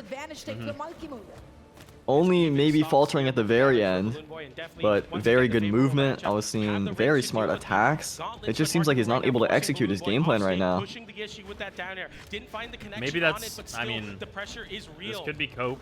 Nice delayed dodge. This isn't the proper way to look at it. Okay, D-light, side light. But Zariel just maybe lower tier than a lot of the other characters in the rest of the bracket. Nah, I'm a Zariel believer. You can't say that to me. I think Zariel's fantastic, but against the Mornexes of the world, I do see what you're saying. Yeah, I mean, but also he's brought it back. Is crazy by Marquie. And by Yuz. Like the pace. Yeah. Like you look at the top right, and it looks evenish. Oh, it's over. Bit of a whiff. Okay. So Balloon Boy's in the lead. Balloon Boy. I mean, from getting 3-stock to being up 2-1. That's good adaptation. Yeah, I would hardly call it a lead though. I think he's gonna be dead to practically anything that Marquie can do on side. No, I believe. Ooh, I shouldn't have said that. No, I believe. Right. See? Got the hit. That's all you need. Good weapon starve. That's like massive importance for weapon starve there. I've seen, okay, back to NA being mashers, Raydish would recover and then Gali would instantly catch him with a weapon throw. I've now seen Balloon Boy do the same thing. Yeah, he's cooking. Okay, so what happened there is he threw the weapon, and because he got hit, he was no longer active during that window. Yep. And so it phased through him, but otherwise that could have been just a straight up gimp. Balloon Boy now, though, does have a very tentative lead. Nice anti-air there with the end light, looking to We're get seeing a little bit more of the patience, a little bit more of the composure that we were mentioning. Okay, he's finding his hits. But it's not a lot of damage. No big strings yet in this last stock. Back on Gaunts. He's really been wanting Gaunts. Yeah, it seemed like they were kind of taking blue. Oh, the patience, the gall to not dodge there, very impressive. Balloon Boy looking for the edge guard now. Doesn't go for it. Marckiemoo makes his way back, but respects Balloon Boy. Oh, what a find. If that was a spike, it probably was it. Just barely too far. I think Marky's going to try and play center stage. I feel like that's what's going to come down to on the in the Gauntlet Ditto. And Mike's recoveries and who has better positioning. The side of the map from Balloon Boy definitely does KO at this point. He has a lot of options. He has ooh, it's real even. They have SIGs, they have recoveries, they have sidelight setups. Not finding that one. That was good. I like that dash jump movement. Yeah, and he was probably noticing Marckiemoo was going for those dash jumps like the moment he hit the ground, those dash landings, and so he's like, if I just throw it an attack, he's gonna walk right into it. And that's what happened. Okay, massive turnaround from getting 3-stocked to winning a one-hit red. This is great. You're gonna eat it down. Sometimes, especially against gauntlets, you're gonna eat down. You're gonna eat neutral. You're gonna eat ground pound, and you're gonna eat weapon toss. If you hold on to that dodge, you'll be able to dodge past the final move that they need to secure. Game number 3. 3-2-1 brawl. You can fight your way back on. Marckiemoo with the first engagement. Surprisingly, has not gotten a gimp yet, despite many setups, which is a testament to Balloon Boy playing around it very well. Yeah, Balloon Boy does a good job of staying in it. Yeah. And a big signature start up there, but he never gave up even in that 3-style game. Yeah. Whereas a lot of players will go, okay, I'm going to save my energy. It's going to call this one. Marckiemoo really going high with these GC sidelights. I mean, if he catches, it's an early KO. He went for weapon throw again. He could have had the Balloon Boy. Nice. Trying to cover with the weapon toss, but maybe recovered a little early. Marckiemoo was ready. You see Marckiemoo immediately throw away the weapon, realizing he got it. Great read. Yeah, that's like 50 damage right there. The stock there with the side throw, Balloon Boy landing back, getting the end like chase dodge as well. Recovery unarmed, not enough to KO, but tries to reset and find some reprieve. One throw up. Oh, pick him out. Goes for 2 he up there. He is getting the damn. This is looking like game 1. Oh, that's a perfect reflect. It is game 1. It's game 1 all over again. The scythe, dude, scythe. You get away with that. So easy to get away with that. I'm inflating the balloon. And now look at what happens. 3 stocks to 1. He's got to power up. Is not slowing down anytime oh my god. Finding a downlight there is huge too. That's just a confidence boost. Or a confidence detractor if you're on the receiving end. Both Mordexes, Godly and Marckiemoo, are just all over their opponent. He can't breathe. This is like the most aggressive gameplay I've seen today. Is from both. Which one of them is huffing helium? Oh my god. It should be me. Sorry. Oh my god! That's 2 3-stocks. Both wins have been 3-stocks, dude. What are you doing, Marckiemoo? This is BCX. Bro, I think that entire that entire 2 of those games fit into one of these games. Like a stock in every way there. The Raydish set just ended game 1. Balloon Boy's got helium. Marckiemoo's got the galaxy. Marckiemoo in complete form, going in with a game lead into game. From what I was seeing that game, Marckiemoo was attacking. Balloon Boy was playing to his rhythm. Yeah. And Marckiemoo was just like, okay, I know exactly when he's gonna attack. I know exactly when he's gonna move in. I know exactly when he's gonna jump. Balloon Boy, what it takes is a tiny little change in timing. But are you able to do that when you got a player that is just in your face like this? Yeah, and you know what? I think that if we get Marckiemoo versus Godly, that's possibly going to be the best set of the tournament. I mean, Mordex, you don't get to see Mordex Ditto too often. So, Mordex Ditto, both of them being the most aggressive, like, could be good. Or could cancel out and be very boring. So, am I crazy, or is Fortress of Lions and Apocalypse almost the same map? And how is it that it's such a difference? Like, this is actually map diff. Look at Balloon Boy go. Look at him go. Well, I mean, his composure has been excellent. He's gotten stomped 2 times now. And he's It's just still fighting. Yeah. I mean, imagine That's he just wins tenacity. this set in both his Yeah, losses for oh my 3 god. stocks. The most number of stocks lost in a set. Good pickup overall for Marckiemoo, going for the big signature. Nice. Least number of stocks taken. Oh my god. Balloon Boy trying to set up a ground Interrupting pound. recovery there. GC into recovery, gets the Yeah, chase Balloon edge, Boy back to the wall. is. Marckiemoo I on don't top even of it. think Balloon playing Boy too just bad. I can't mean, get look at anything this versus him. situation he's Got got it. himself in. Oh, that's bad. He went for it all the way. Is he gonna keep going for it? Oh no, Balloon Boy. I don't love that for Balloon Boy. Luckily, Marckiemoo landing the reads. reads, landing all of these end light reads. Yeah, he waits a lot. He does end light and then he waits for air generally. And it's so man. powerful. We like honestly, we've seen explosive gameplay out of the scythe, and then just explosive movement and finding the hits out of the gauntlets in a way that we have not yet seen today. Oh, Marckiemoo is... He's cooking. Balloon Boy had a sizable lead here. Marckiemoo has erased it. All but erased it. Oh, that's it. True combo. No, it's not. It's not. The way he DI'd. Dude. Again! Second time he's done that. GC downlight into Nair. Marckiemoo one stock away from top 4. This is why you can never get Balloon Boy on potentially his last stock of BCX. He would go out at 5th, which is not a bad placement by any means. He worked so hard to get here, played so well, but of course he does not want to go out. Another dodge in read, those diagonals. Okay, finally not dodging in. I don't like that. I don't like that. He went that. What a reversal! Okay. Okay, but the brain to go for that. Yeah. Dude, tournament stock, you're in orange and you're going for GC side sig right there. At the World Championships? Does Marky push it? Marky's the type of guy that jumps off stage here. Yeah, that's what plants the fear in your opponent. If you're always willing to go for it, they always have to be nervous. Oh, almost got the 3rd. Balloon Boy going for a maybe all or nothing Enzig there. I don't know if it was worth it, but he's proven he can still land the hits. A raw recovery at this point might do it for Marckiemoo. Gauntlet Ditto again. Balloon Boy won this last time it was Apocalypse in this situation. We've seen this many times. Ooh, he didn't have a dodge there. Seemed to like it. Not sure if Balloon Boy was aware. Oh, Ooh, Marckiemoo going for a down sig there. Yeah, looked uncharacteristic. Balloon Boy has fought. He's dead. He's dead. He won it again. Oh my god. He got 3 stocked. He won a last hit red. He got 3 stocked. He won a last hit red. It's game 5. With the signature, and Balloon Boy has been known for not getting those signatures. He throws the signature out. It was looking over. And finally, after a year of those, it finally pays off to force a game 5. How did he win that game? That was his Hail Mary. He needed that. That was the only I actually don't understand how he found a way to win that game. This is why you always fight though. Fortress of Lions probably banned. Yeah, no, get Fortress of Lions out and get Apocalypse out. If you're a Balloon Boy right now, I mean, I don't even know what you're thinking. You're just in the zone, I guess. Yeah, you just if you're gotta carry that Marckiemoo, momentum, dude. by all intents and purposes, this set should be over. Marckiemoo should have won. That edge guard was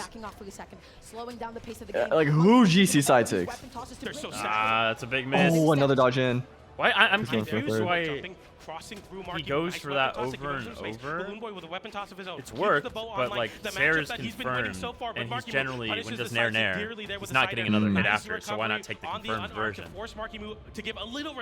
Don't question the Moo.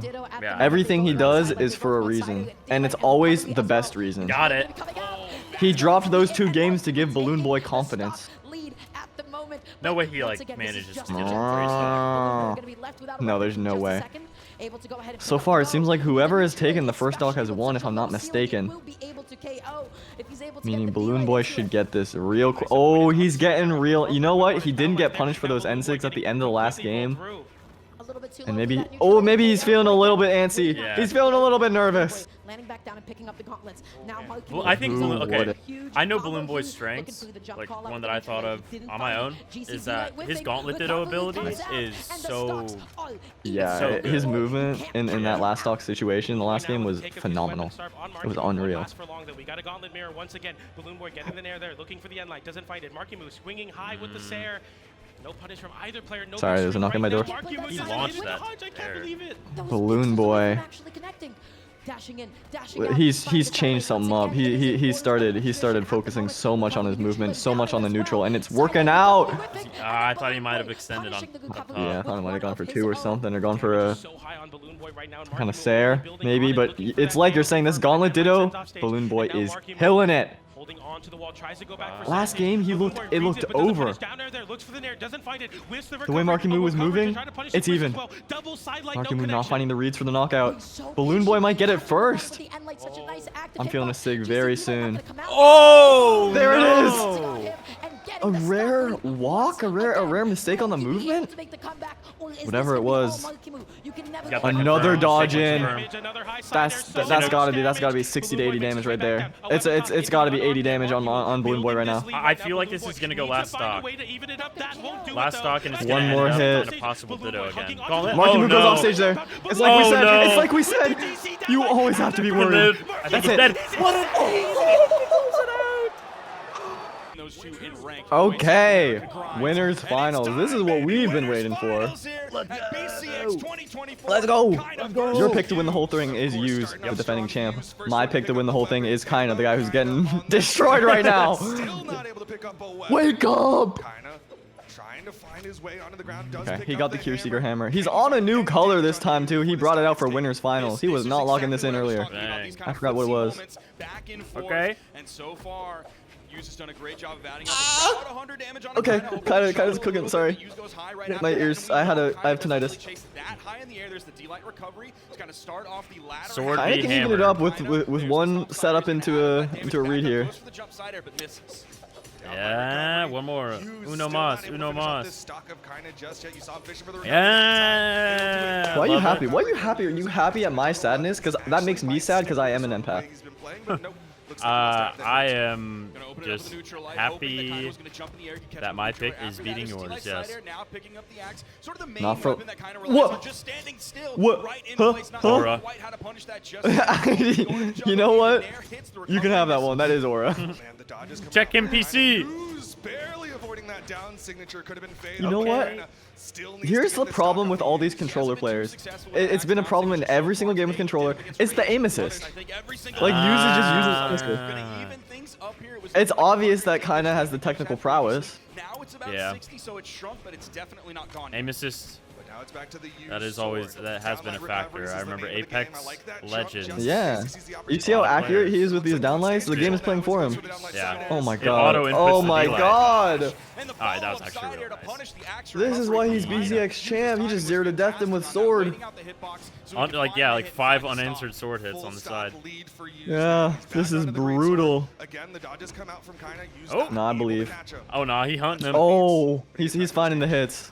He finds hammerheads that nobody like. We saw Flower earlier. Such a different play style. Yeah.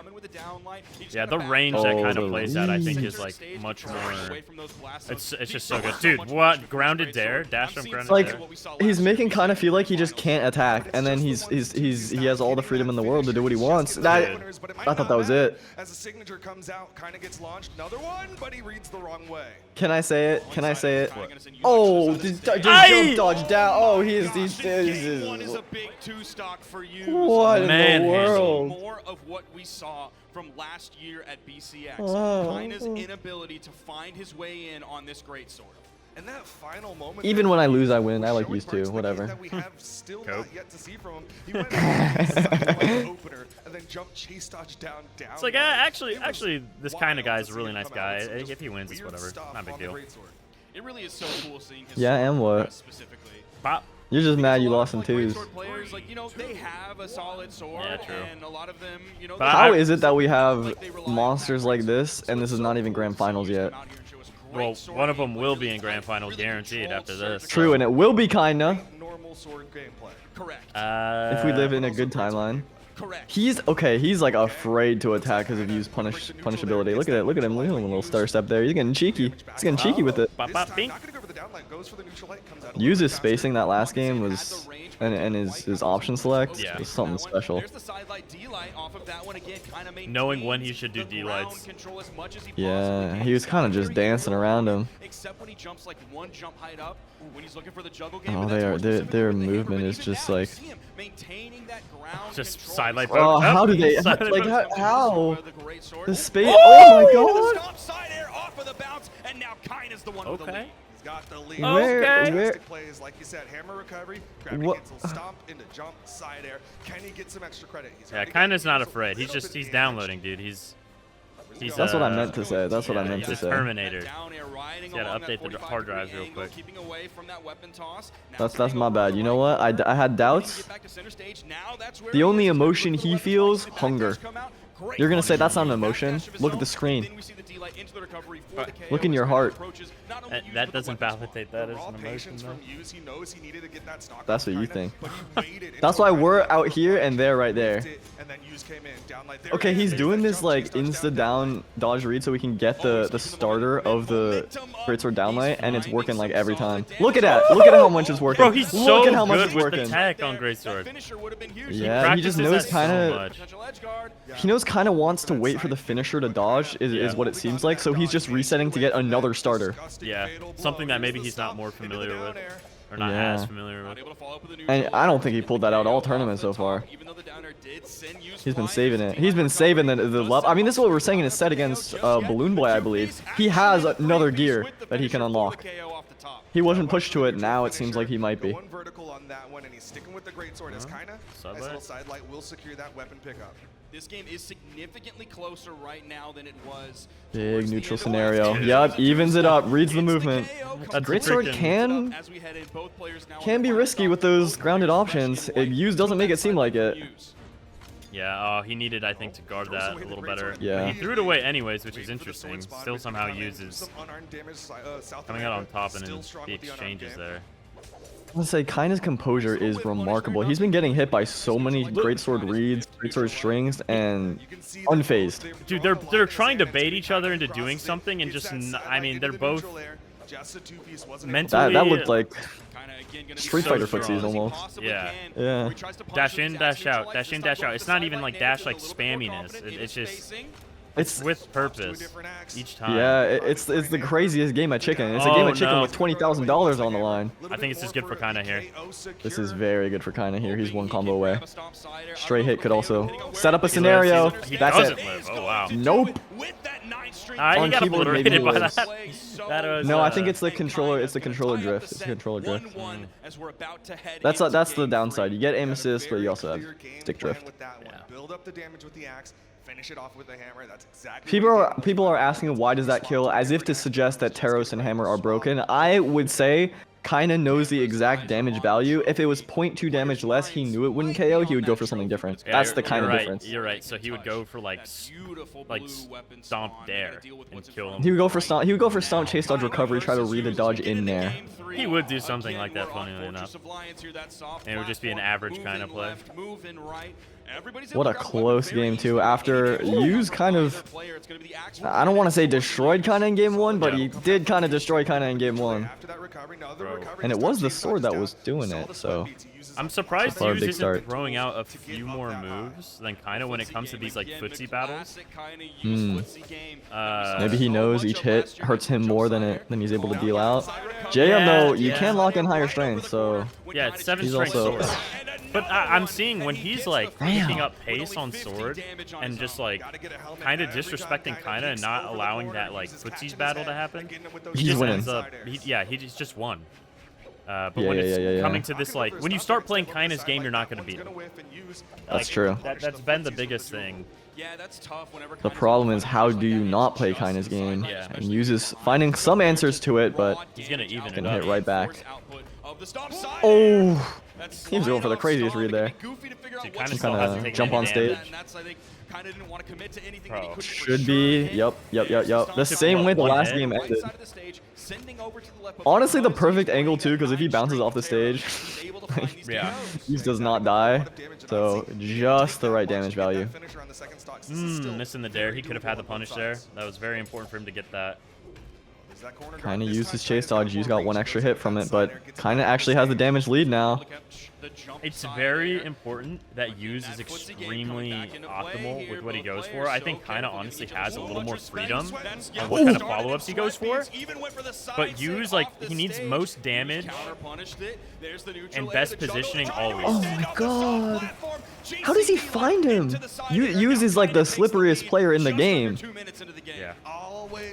Yeah, I fully agree. With the damage output that Teros is able to get, oh my god. But then you're able to do things like that with Greatsword, so in a way, it evens all the way out. Yeah, well, specifically on Sword, I would say, though. Yeah, for sure. Yeah, I understand why Yuz is now on the Greatsword here, but... Because you can't afford those trades. Right. Oh my god. Does he get something here? Recovery, at least. Yeah, he gets 1 point of damage, gets hit for his read afterwards, though. That's not a situation you want to be in if you're Yuz. Kind of has found his footing in a shockingly fast manner here. I actually do kind of like this matchup a little better, I think, instead of Axe into Greatsword.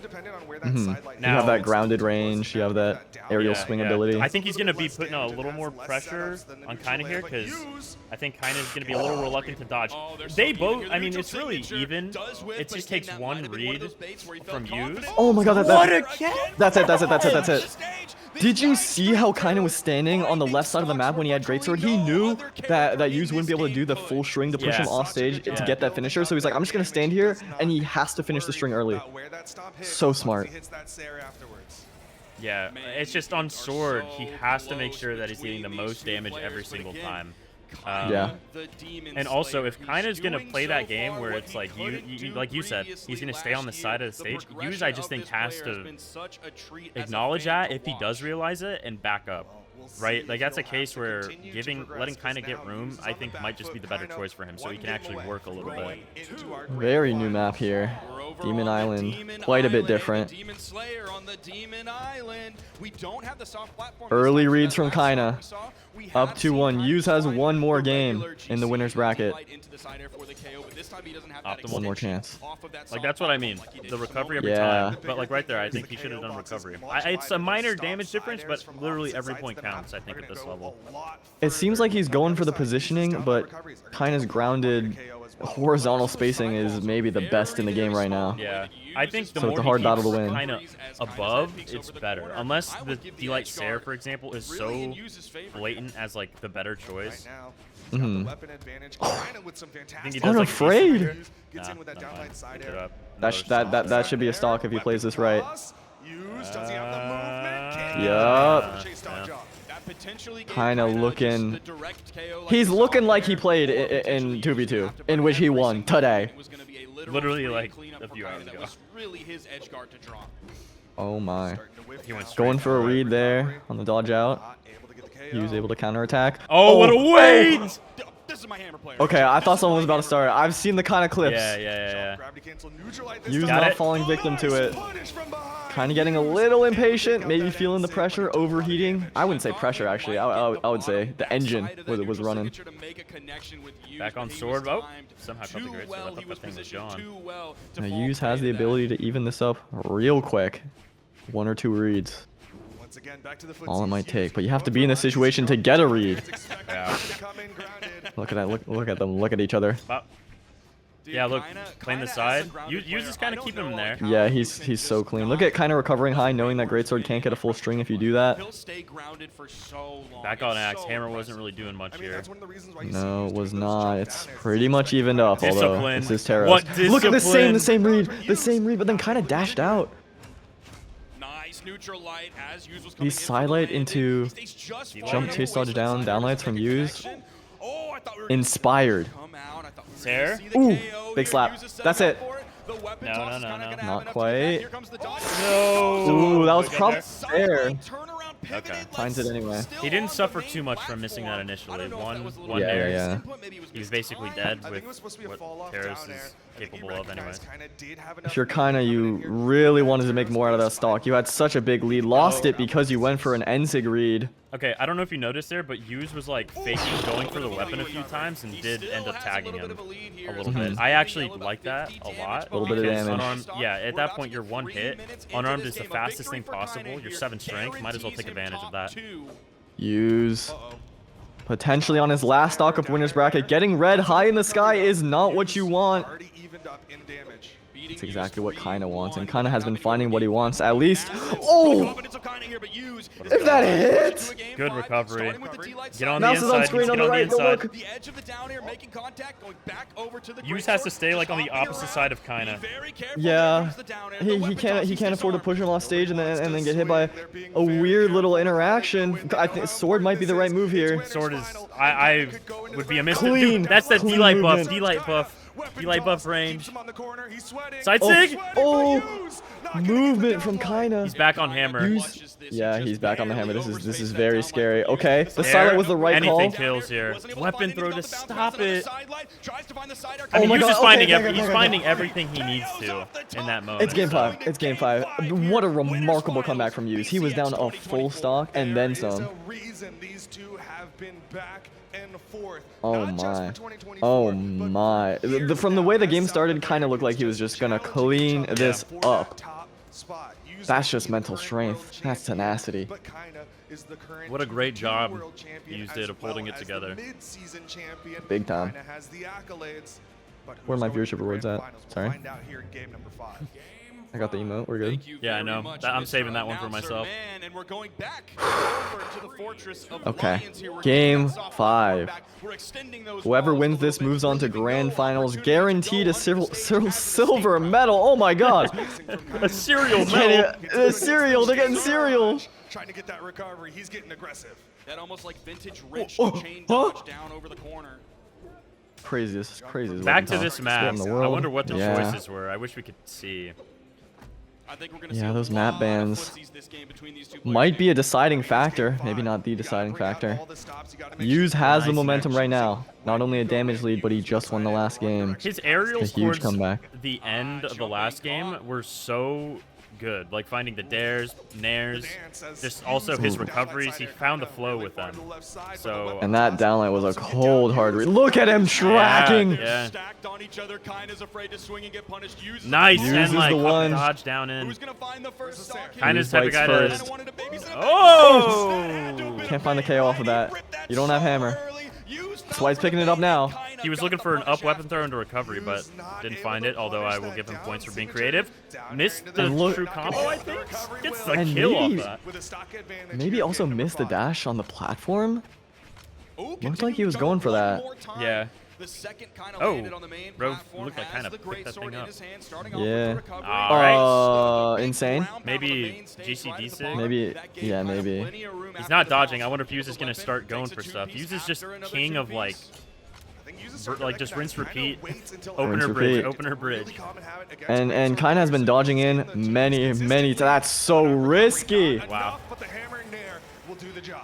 Well, I want to see Yuz go for the 3-piece. I get why he doesn't, but I mean, and this happened last year too. When he started going for that stuff, it was like, dude, he's gonna win. Like he was gonna win BCX, and because he found that flow state. It feels like he recognizes what Kinda's gonna do a lot of the time, but he still opts for just the 2 hits. Oh my God, every hit is like emotional damage. Crowd got so Oh, Nice sidelight. the game of chicken. They're spacing. It seems so 50-50. Yeah, he's doing a great job. Nice D-sig. It didn't KO. It didn't KO. Down like Sarah away. Stages of orange could be just a neutral air away. Oh my God. Oh, Oh, he got the what dodge. a He got the catch. dodge. Oh, the He's gonna try weapon and go toss for it though here. seemed. He missed it, Okay, but it doesn't matter. didn't need it. Kinda hit some kind of flow that we have not seen before. Yuz was reading his movement like crazy in the first stock, and then kinda just fought right back. Back on the great sword. Is he gonna punish him for these early reads? Yeah, they've kept it kind of close, but oh man. It's the first time we've seen this vertical spacing. Yeah. Oh, you that almost had it. That was so again. important. Yeah, Every hit Kaina is is like building up a +18. commanding lead. Plus 18 damage each time Kaina gets a hit with Axe. Oh my Another. god, he's just reading it. Another. He's just reading it. Does he go for it? I think he's gonna play it safe. This one's over. Bro, Kaina's guaranteed. Obviously 1-2s. Now he's guaranteed second. It's so, and he's winner's side. Okay, this might be the most high octane match in this entire tournament. Probably against Marckiemoo. Oh! 2 Mordexes on the screen. Mordex ditto. Here we go, though. Game number 1. Elimination. It's kind of Somewhere poetic out seeing there. the master with the Fenrir Mordex versus the student with the base. True. In order to take over the Fenrir armor, he has to get past the teacher.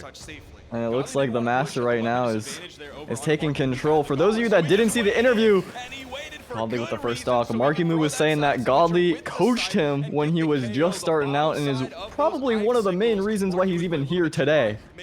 So this is a poetic match, to say the very least. Oh, Godly's finding the crucial hits where Marky is whiffing. Starting to feel the momentum though. The move. Oh my, even avoiding that weapon toss? He's a goat. Bro, Sorry, they are, stop saying it. yeah, you are right so far though. They are playing, I think, pace-wise right now, fastest out of any set in top 8. Yeah. And it seems like Godly is in that war, coming out on top. It has slowed down,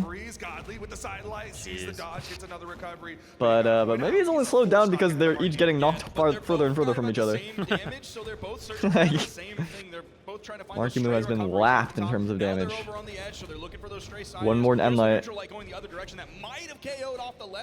Godly's going to be looking for a recovery and Endlight most likely. Yup, there's the Endlight. Marckiemoo dodging back to the ground, maybe afraid of staying in the air too long.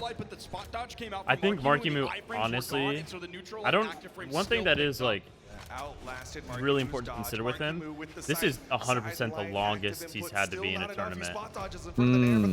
He was even saying the fatigue really does come into play in the later stages of this tournament. And Godly, talking about fatigue, he should be fatigued by now, but he's looking the best he's ever looked. Yeah.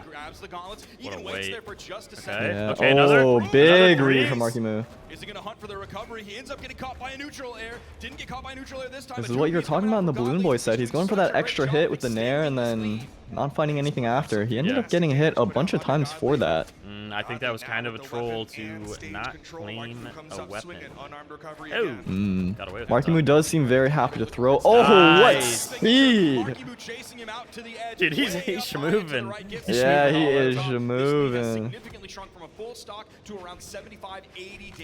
Godly finding a weapon. Okay. Significant lead, but nothing that a good string, a good read. Not overcome. Gauntlet Sidelight has itself netted probably thousands of damages. 10 damage in starters this tournament. Wow. Gauntlet Sidelight, thousands of damages. Godly game Think you 1 can beat orange. Godly? Think again. Where his opponent was damaged. He didn't need to carry up. The moment I stop being able to speak is like that's when you know the blood sugar is hitting an all-time low. Okay, but Yeah, dude, and they what? keep flashbanging with like the transition screen. Transition. Did you give this album a listen? Did you love it? Did you hate it? What would you rate it? Oh! I give that 5 booms. Really scary. You saw him get the hit and he chase dodged across the Oh, stage. we are terrible, terrible human beings. Now they've But- kind of swapped places. Oh. Marckiemoo Marckiemoo with the read. It was the weirdest damage range where he couldn't get a follow-up off of it though. Dude, this weekend has been truly a battle of fisticuffs. Friday, Jake Paul, Mike Tyson. Saturday, you have UFC fights. And then today, we get to see Godly versus Marckiemoo. Arguably, the highest skill battle of fists. Like Godly was playing. What was he playing? He was playing Wusong Love yesterday, and then pulled out the Mornex in game 5. He was down like on his last stock. I think a stock and a half, maybe even more, and then he won, and now he's doing this.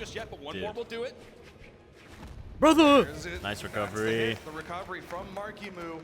Okay. You think Ron John Surf Shop's gonna extend an offer to Godly too? Oh, there's the dodge in. Oh, not if he's dodging in like that. Oh. Oh, try for another dare. Marckiemoo likes to use the same move over and over again. Nair, nair, nair. Gauntlet, nair, nair, nair. Gauntlet, dare, dare.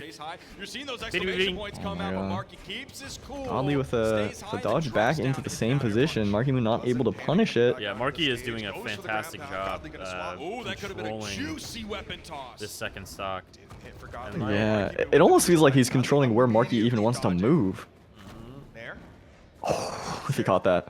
You can see, like, even with that sider, he was fading back just a little bit, so waited. he didn't I fully like the commit idea. to going No reason to under rush that that. stage, given Waited how again. damaged he is. Yeah, But yeah. if he caught with it, if These Marckiemoo gauntlet was on dittos the are so tense. He Marky did win out against Balloon Boy, who is very proficient in it. Yeah, Godly swaps over to the scythe. It seems like it was not going in his favor. Marky's, I think Enlight. Yep. Endlight's gonna do it. Oh man, this is a tense set so far. Marky hoping to get a lead, extended even further. That was something that really seemed to plague him yesterday, but he's been able to wrap that up and tighten it up just a little bit. From Godly. Looks like Marckiemoo was spacing outside the sidelight range. Godly picked up a recovery.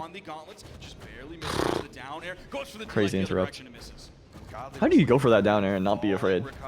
Wanted to catch Marckiemoo if he went a little too high. Once again, gonna try to catch him out Oh, okay. You know what? That move has the craziest hitbox. I wouldn't be surprised if it actually hit from back there. It is solid damage, and he's at a lead, so any damage is extra credit right now. Long extension on that recovery. What a side thing. Trade weapon throws. Oh! How does he do no it? recovery, he has no recovery. Oh, And he stole it, dude. Wow. He might pay the price. He might pay the price for this. Marky has got to play so clean because we know what Godly's capable of. Yeah. That haymaker was great. It would have spiked too. Yeah, no, Marky's just head on keyboard. Just. Yep. I mean, he is not stopping. He is. Only getting fat. The gameplay between these two is only like increasing in speed. See, the difference between me and you is I know, as the biggest Marckiemoo fan in the world, that he actually plays on controller, so when he said head on keyboard, that was incorrect. He has his aim assist turned off, though. So, he's legit. He's legit. Against some of his previous opponents, he was doing such a great job with those long side strings, all of that Game number 3? Oh, it feels like this set has been going on for ages. It's only game 3. I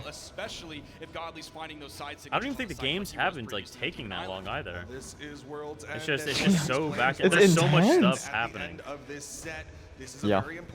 Oh, great read from Godly. He did a little momentum cancel on his chase dodge down as well. Nice, caught him into the wall and I'm actually shocked that kill. Like, did he have if he jumped like frame perfect or something? That was shocking. There is a low kill box on this map. What is it called? World's Edge? No wonder. Good way to This work match with is keeping that. me on the edge of my world. No. It's an edge guard. Another Enlight, dude. Okay, Nice Oh catch. my Nice to that too. Thank you so much, Mark. Dude, the reactions that they're having right now are kind of peak. Still has that health advantage. Was able to build a decent amount of damage there. But like you said, this is a volatile. No, how did he find that though? He's got it. Like, I get that it's like it's a read, but like, Yeah, I don't. Because he had to jump in just so order to get it. yeah, he was so fast. The momentum is on his side, even if the damage is not. Look at him moving. Oh, he's so confident. Godly, one hit can break it. One hit can break it. He's not able to find it. He's still not able to find it. There. He's still not able to find it. Fish really hard for a finisher. Yeah, I think Another. Gauntlets might be the right play here. Scythe was not doing it. They both have been playing. Oh my god, Marckiemoo. This stock is that was the best. That's the best stock of the tournament, maybe. One of the What most happened? important for sure, if not the most Yeah. important so far. The game 3 on a small map could be yet again another quick That there's a back crazy KO, read. just like Godly, we saw previously. deep breath, reset, take a look at Nice the movement. wait. Godly's done that a lot after getting hit Yeah. with there. Even not finding that sidelight. Okay, finally getting his hit. It's been so long since he's gotten like a good hit, good connection. Marckiemoo. Not getting the read. Okay. Picking up with those active frames. Marckiemoo, if you're Marckiemoo, you're probably looking for the gauntlets here. They were working so well for you. But I imagine Scythe is queued up. Yep. Okay. All of this damage just trying to get back to neutral. Godly started cooking. Oh, goes for it! That could be it. That's it. He straight up steals that. It was looking like he was at the disadvantage. Wow, and you got to remember, Godly was in the lead, lost at second stock after Marky went on a crazy run, and such a strong Scythe player. I mean, you can say, Marky, you should have just slowed down for a half second. You should have just grabbed a weapon. You should have just landed on stage. But the only reason why he was at that point was because he was going nuts. So it's hard to even call. Yeah. He is down to tournament game though, in a game that, by the metrics, he probably should have won that one. Dude, this set is gonna do numbers on YouTube when they upload it. The only number they're concerned about though, these two players. Tell me what it is. Tell me the only number they're thinking about. They are thinking about the set score. Nope, it's number 1. Who's gonna become the champ? Because the way they're playing right now, they both look like potential BCX champs. That was my second guess. 3 in a row. As an empath, I know is actually your third guess. Really was my first, but I didn't trust my brain. I went with my gut, you know? One of those. You know what? And going with your gut is what these two players appear like they're doing, so you could be on the stage right now. Oh, what a clash. He could live off that. Wait! No! No. There's no KO off this. There's no way it's a KO off of that. Yeah. But the fact that Marckiemoo didn't die, oh my. And then Godly made it back. Starting off with a Marky lead, but now everybody is in KO damage or very close. That's the KO. Genius, not going for anything too risky. Oh man, and Godly kind of gave that up a little bit.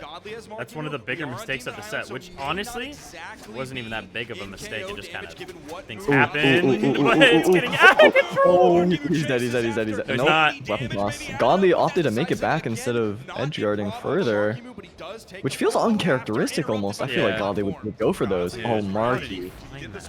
Good option. Weapon toss, little delay. Was it a good option though?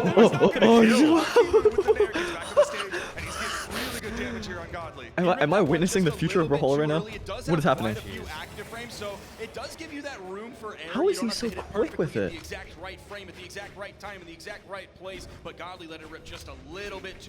You know what the craziest part of all is? Marky doesn't clash with the gauntlets there, and Godly wins the set.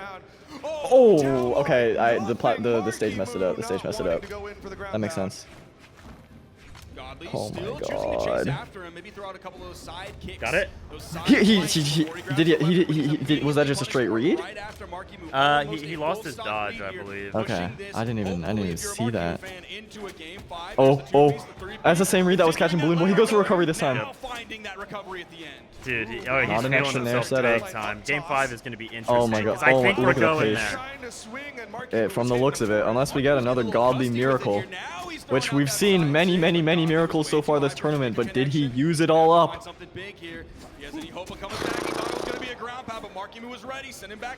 He's just in the zone. This is what it looks like to be in the zone. I wanted the third one. One more. One more. Oh, no. Okay, he's no longer in the zone. He's going for style. Maybe that is his zone though. Like what? I think it is. Oh my god. We're going to game 5. We are going to game 5. One of these players will move on. One of these players is done. Very easy comparison of Marckiemoo on the Mordex. Marckiemoo is the next coming of Sandstorm. But those up tosses feel really similar to the way that Sandstorm likes to just add on. I mean, if Godly wins this set and goes on to win, this only adds to the legacy. To the legacy. this is already one of the most legendary losers bracket runs of all time from Godly. Is Marckiemoo, his very own student, gonna be the one to stop it? Who's gonna podium? Will it be NA or E? The start of this game is so crucial. It has dictated so much of the set. Marckiemoo was just on fire at the end of the last game, and that's obviously going to transfer over at least a little bit. It feels like he's just going on raw intuition right now. He just knows. Oh my god, he just knows. Had that not been exhausted, it probably KOs. Look at him go. He's on a foot. God, he's like, okay, he's gonna go for the dodge read, so I'm just not gonna dodge. Marckiemoo knows. He's like, okay, I'm gonna follow up anyway. Then dodges, then gets the dodge read. He guessed like 3 times. That might have every time. That might have been one of the best sequences of gauntlet play I've ever seen. That was beautiful. He didn't make a single wrong choice. He went off of intuition, and it was literally perfect. Look at him go. Look at him go. Is Godly out of fumes? He's played more sets than anyone else today. Marckiemoo, he's getting too fast. I think it's over. I mean, I'm seeing no signs of life. No signs of life. Okay, Godly was in this situation against West, and he pulled out a miracle. He can do it again. He is EU's last hope. Dude, if Godly wakes up from this, I mean... The crowd is chanting. They're in North American territory right now. Godly, one of the most accomplished players in Brawlhalla history. Okay, still not death. Is he gonna find the knockout? It all starts with one. It all starts with one. If he can hold himself to, I mean, like late orange even, I think that could be pretty good for him. We'll see. Marckiemoo has seemed unstoppable. He's just reading the movement, reading the dodges. Okay, Godly, signs of life. Signs of life. He comes alive in these pressure scenarios. He does. I don't think Marky's going to shy away from the offstage, and that might backfire. That could be a spot where it goes really bad. Yeah, Marky's trying to push something. He's trying to just build up the damage. He finds a couple hits. 2 crucial hits right here. Oh! Godly lives. Godly lives. One more chance for Marckiemoo. No! That is it. Marckiemoo, top 4. Top 3, excuse me. Godly ends at 4th. The student beats the master. Godly's legendary loser run comes to an end. Why is hype train on my screen? Okay. Top 3. Losers bracket finals. The winner goes on to fight Kaina. This is a storied matchup. We got the breakout Marckiemoo of 2024. The rising star of 2023. It seems like present day is better than last year. Now, Yuz has not played for a good half hour or so. Marckiemoo, hot off that Godly victory. It's been maybe 5. Yeah. And it's showing. Maybe the Godly power-up is what he needed, because he's never looked better this whole tournament. You know, in like Dragon Ball Z, like got the Zenkai boost. Cell. Well, I was gonna say he's like Cell. He's just absorbing. He's absorbing everyone. Like, does he run out of steam at any point? I don't know what I'm saying. I heard my neighbors outside my door. Still a full stock behind. He needs to get this stock off of Marckiemoo without taking too much more damage. Good avoidance, dash into the downlight recovery, but it's not enough. Now, one thing that I think could be successful. The craziest part about this is both of these players have already lost to somebody. Yeah. Marckiemoo was Impala, and then Yuz. And yet they're playing at this level. Oh! So went with Genius from Yuz. Oh my. It's against a move that's reasonably easy to punish, especially if Marckiemoo happens to throw it in the wrong direction and make a wrong guess on the coin flip. There's so much to say and so little to say, because I'm kind of just in awe. The speed is not what I expected. No, it is. But just, Yuz is forced to play fast. Right. It is just fun to like watch the tournament play, and he gets a stock first. Yeah. When they fought in the Royale, Marky, they did play on this map, and Marky did have a lead. And Yuz, like, he figured it out. He had to make slight adaptations to, I think, the speed that Marky really likes to play at. But I think a big part of this set will be if Marky can land his instant reads as opposed to having to mix things up. Because it seemed like against Godly at the very end, going for what his gut was telling him was just working every time. Yeah. And that's how he built up so much damage. See if Yuz allows it. He actually caught him there. That was Marky against the Greatsword. So far, it seemed highly effective. I think he was worried about how like low potentially that Marckiemoo Normal could sword. be over the edge, like just Yeah. Every whiff, it just hurts so much here. Like that gets him away. Edge guard. They're pretty much all evened up. Recovery. Both recoveries on these weapons are just so good. Yeah. I was surprised he Gonna didn't maybe float go for for them. something there. I thought we were gonna see a The sidelight on the gauntlets, the amount of damage it has built up in this tournament. I feel like Marky's he's thinking of something here. Oh, gotta go. There's like a backstep. Yeah, Yuz was seen. He was wall slipping. He maybe jumped up early. Marky just instinct again. Finish off game Now in this set Dude, is that very start important was for a lot just- of different reasons. Here was the And to start. think This that was ended up being like kind of massive. a You saw this almost weapon last hit originally scenario come out, for and each. Marckiemoo even saw a little bit of a dip. Is Marky on a 4-game win streak right now?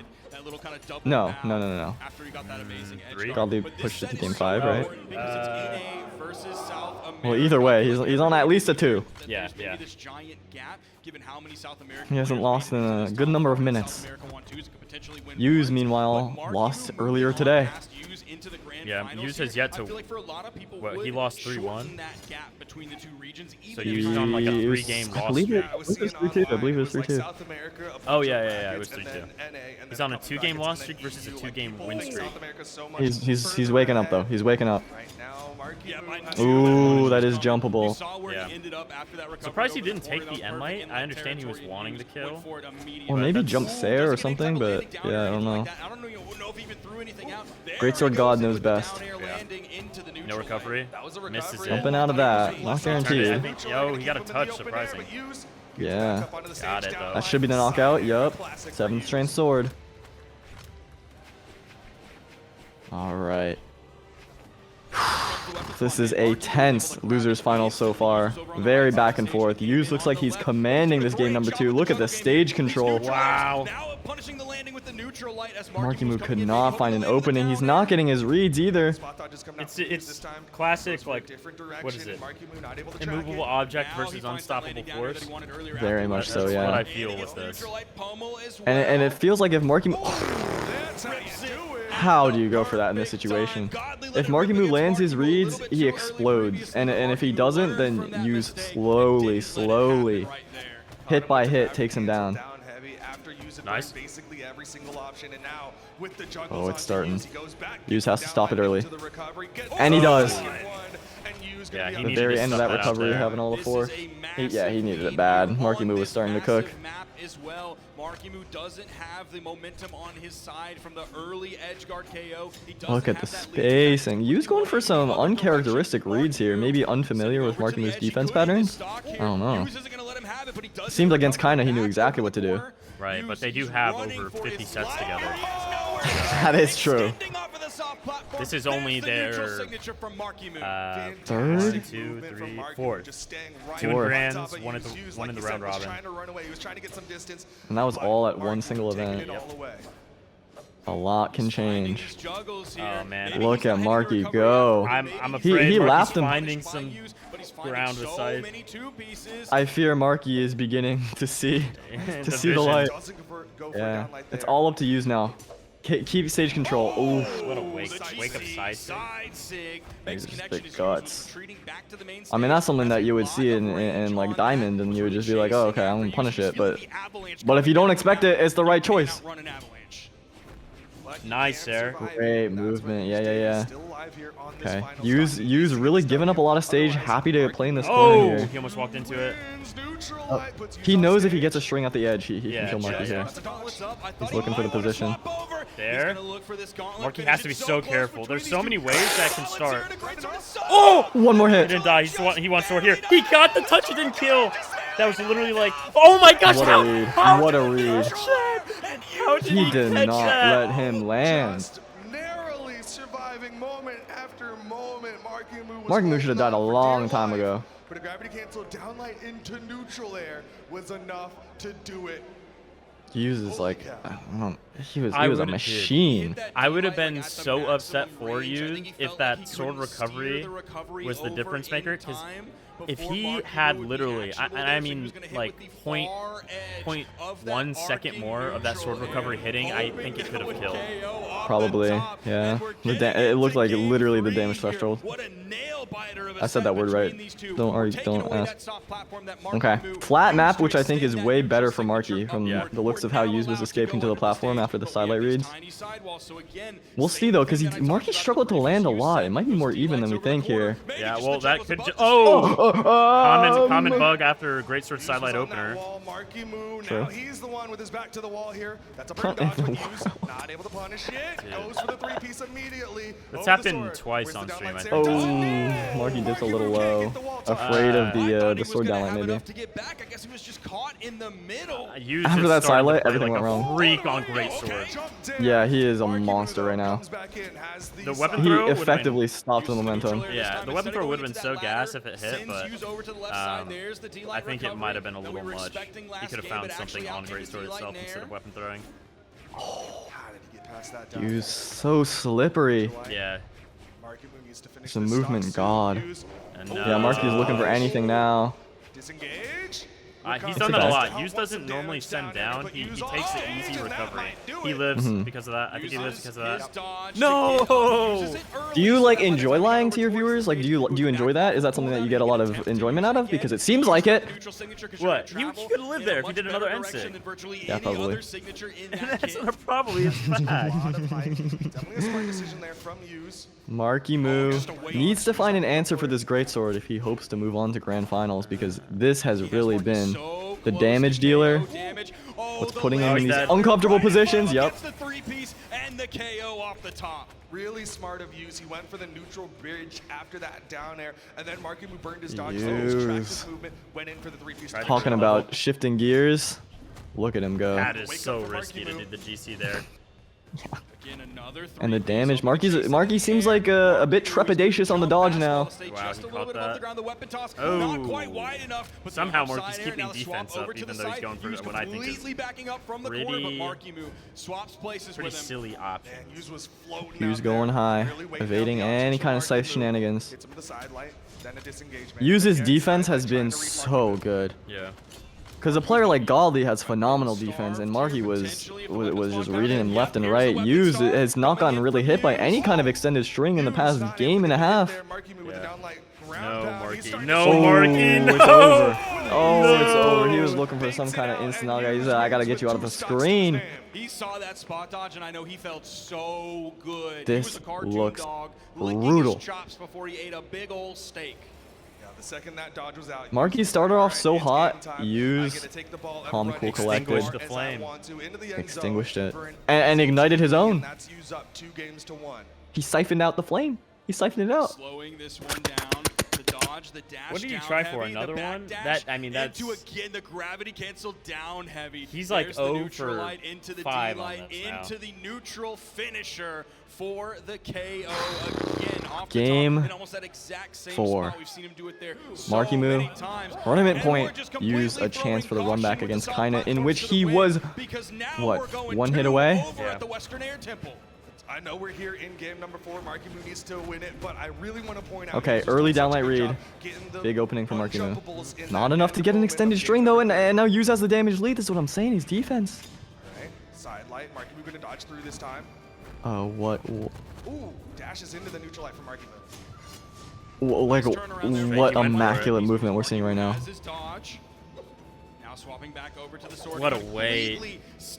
Yuz showing why he is last year's BCX champ, the reigning world champion. He wants another chance at the throne. He's saying, Marckiemoo, you're too young for this. Play another year. That's how it's going. Marky is slowed down tremendously, and I just don't think that's what he wants. Yeah. It seems like Marckiemoo's big moments are when he catches Yuz off guard and he plays too fast for him. Yuz is setting the pace right now, and Marky's unable to find an answer. It's easier for Yuz to adapt to the speed, I think, than it is for Marky to adapt to the slowdown. Yeah, it's gotta be. I mean, that's that's the reason why what we're seeing is what we're seeing. And with that said, like, it's not even like Yuz is playing that slow. He's just got a lock on his movement, and Marky has slowed down in response because every attack got punished. Are we about to see a repeat of last year's Grand, except vice versa? Yeah, that would be. Okay, finding a big string, still not enough to KO. He's not able to get the stray hits like he would against every other player. Yeah, it's the platform, yeah. Messed up that little string.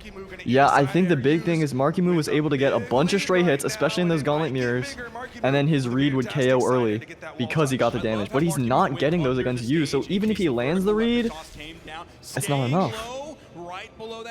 Nair, I think, kills. Oh my god, the reaction!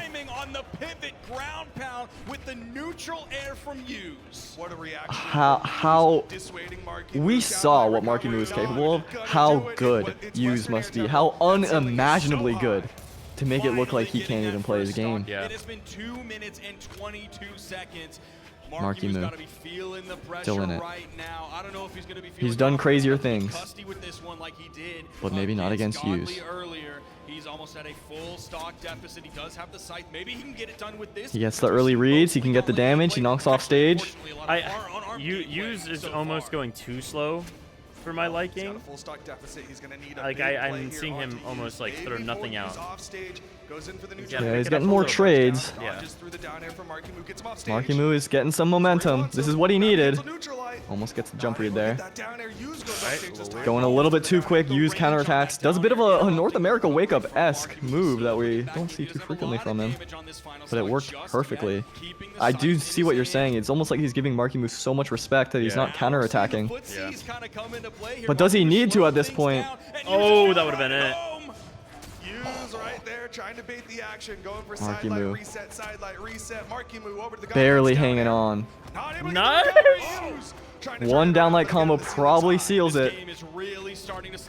What a For either player, Marckiemoo finds it first. How clutch are you, Marckiemoo? That is the question he needs to answer if he wants a chance at this trophy. Oh, and he threw his weapon away. Is he hoping for sword? He's playing these platforms. No shame Yeah, whatsoever. Yuz knows his winning condition. He knows recovery, downlight. Marckiemoo has to do everything he can to avoid it while getting hits early. Oh my gosh. I'm surprised he didn't turn that. Cut the dodge, cut the dodge. The Yuz platform was there, perfectly positioned. Yeah, the platforms are so good for Yuz. So smart from Yuz. Oh my god, but Marckiemoo is finding his hits. I think Yuz Can't is take a big panicking risk with the bit. dash I'm jump. feeling it. I feel it in my bones. What a dodge from Marckiemoo. He knew the exact timing. Did that a little bit too late. Yuz catches it. A little bit too early, too. Both players, I don't this think is a coming down to recovery the... kills. Oh, Marckiemoo finds the hit on the ground. Yuz is looking for a couple things. Do you like recovery kills? I don't know if raw recovery does, unless he hits it kind of high. Oh! Oh! No, he went! He wall slipped. Oh my god. Oh my god, Marckiemoo. Oh, Yuz God, the this best is in the so world. doable for him! Can he get the recovery juggle again to There's no way. There's One no more. way. Marckiemoo. Look at him controlling this weapon. He went for it! It didn't He kill! went for it! He went for it! It didn't kill! Genius He got play it! from Yuz. Genius play from Yuz. Oh my gosh. It's about to start. You can see Okay. We're getting into it right now. Make some noise. Guys, count down. Count down. 3, 2, 1, roll! For the first time in BCX history, we have a repeat of Grand Finals. And not only that, it's the repeat of last year's Grand Finals. Which is also a first, back-to-back, and Yeah. And a guaranteed South American win for both singles and doubles. The question is, who is it gonna be? Yuz, the defending champion, or Kaina, the current #1? And the current BCX 2024 2v2 champion. Yeah, he won earlier today. Oh, Yuz is starting off hot. He is coming off of that losers finals victory against Marckiemoo, an electric game. Yeah, and I need to just say again, because this is going to be chopped up into a YouTube video, Yuz has been my pick for winning since mid-October, since I saw him get second at the Royale. So, And that's a mid pick because Kaina has been my pick since day one. You are an absolute bandwagon. Fake kind of fan. Fake kind of How? Name 37 reasons why. Oh, you can't? Okay. Because I believe even when he's down, even when Yuz is kind of crushing, kind of always has it. Now, these two played in winners finals. Yep. It started off just like this. Yeah, I was going to say exactly the same way. A lot of hammer play from kind of that progressed throughout the set. He started finding some really good GC stomps. I wonder if he wants a aerial use, but to play the Do you think if Kinda goes down 0-2, he pulls out the Grugok? Maybe? Does he bring out the Yumiko? That is a real question. Not something to worry about right now. He's got to worry about taking this first stock. He's getting a little antsy. Yuz is cooking. Now, what we saw in winners finals, and we'll see if Kinda can adapt to it, was Yuz hitting these crazy strings. Okay. The script leaked. The script leaked. Yuz was going for these sidelight into jump, chase dodge down, instant downlight to get the reset into the starter again, knowing Kinda wouldn't dodge. I mean, he was in his head, Kinda finally getting the knockout. First stocks taken for each player in grand finals. He's in KO damage. Look how far that sent him. It even disarmed him, so he's at weapon disadvantage. Still no kill. One more should do it. Alright, one more should do it.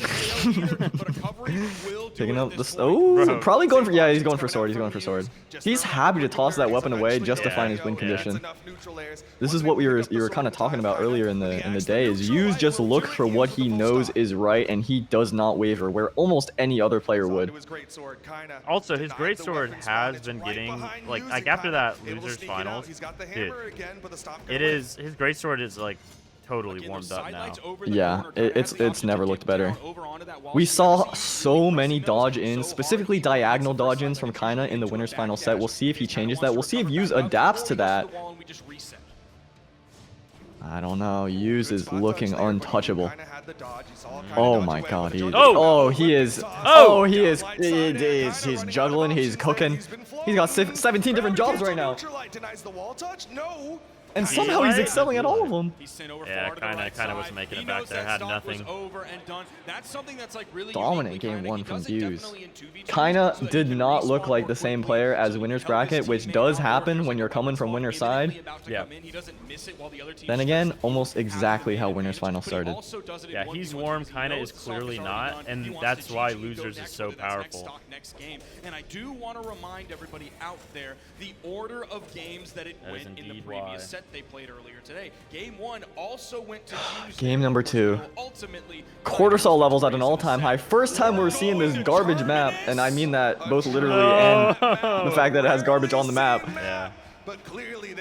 So something is changing here.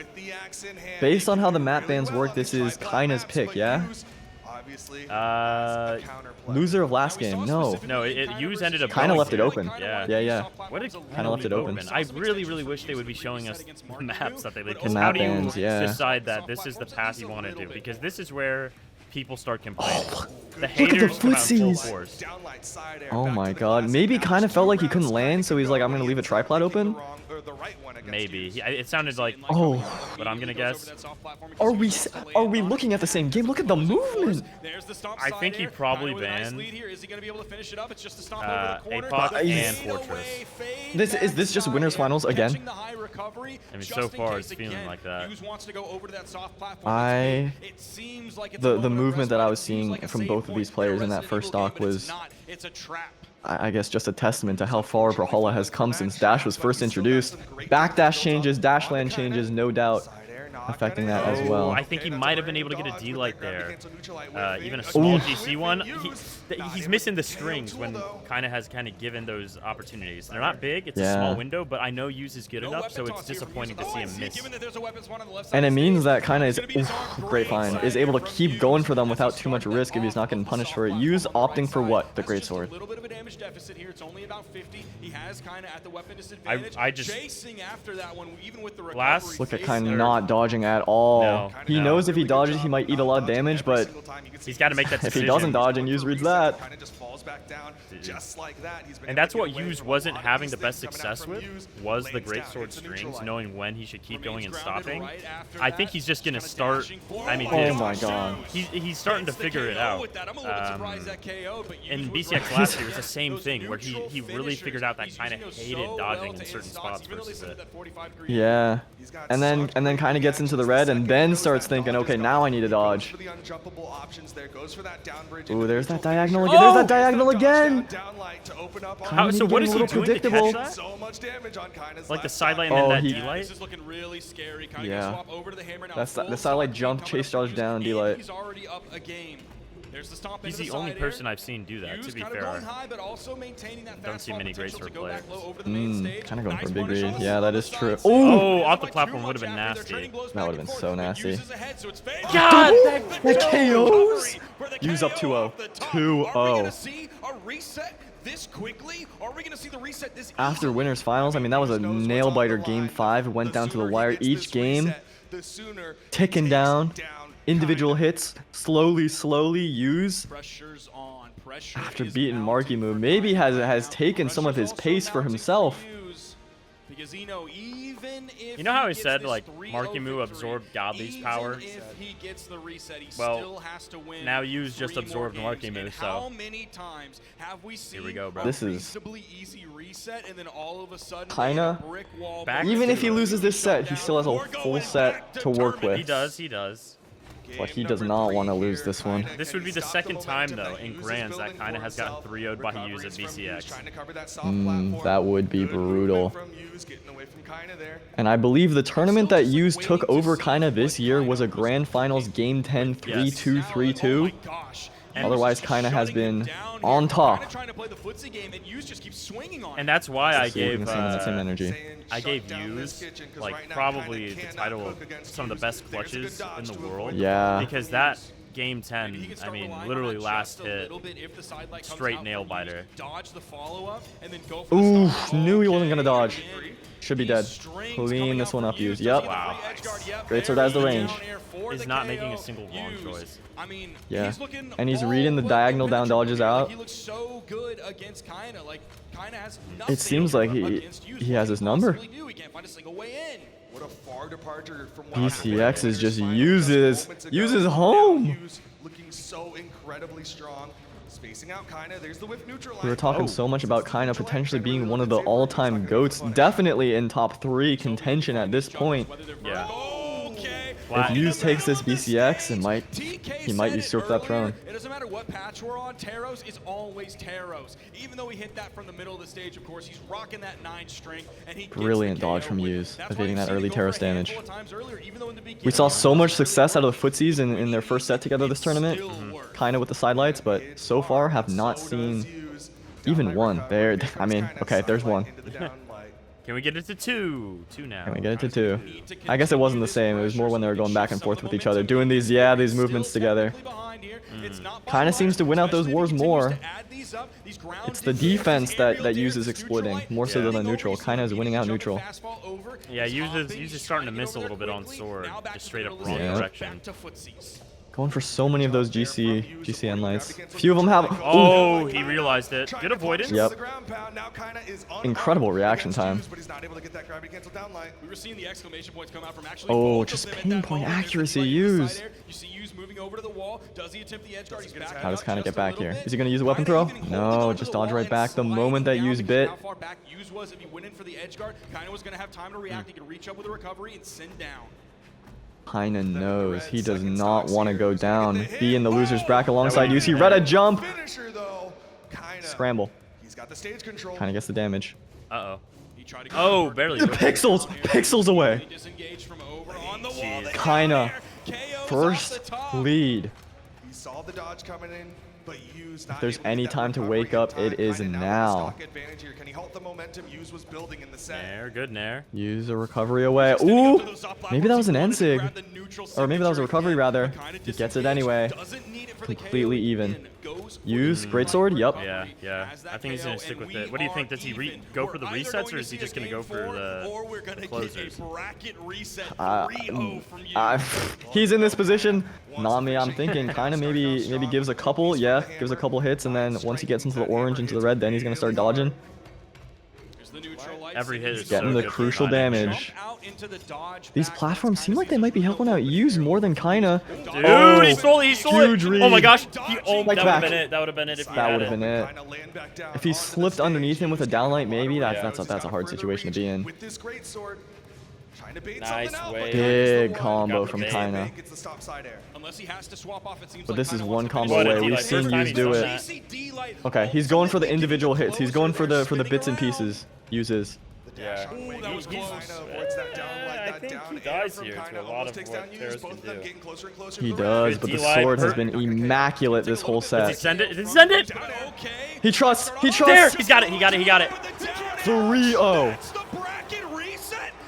That's the second time Yuz has 3-0'd Kaina in grand finals of BCX. Luckily for Kaina, this time he has one more chance, but something has got to change for him. Otherwise, we're getting the two-time back-to-back champ. And I love what Yuz chose to do there at the end. Running the prediction back, chat. It wasn't quite enough yet to get. Look at how even. Oh my god. 100 damage difference on the greatsword, that's it, but Teros kills earlier, it's about even. Kinda doesn't seem locked in. I mean, after almost having it that game, dude, that's so... If that was game 1, you know, that would be a big difference, but that was game 3. But look, Kaina's no stranger to pressure. He's South America's most successful player this year and the most successful player in general this year. So I'm feeling the Yumiko swap. Do you think he does it? No, no chance.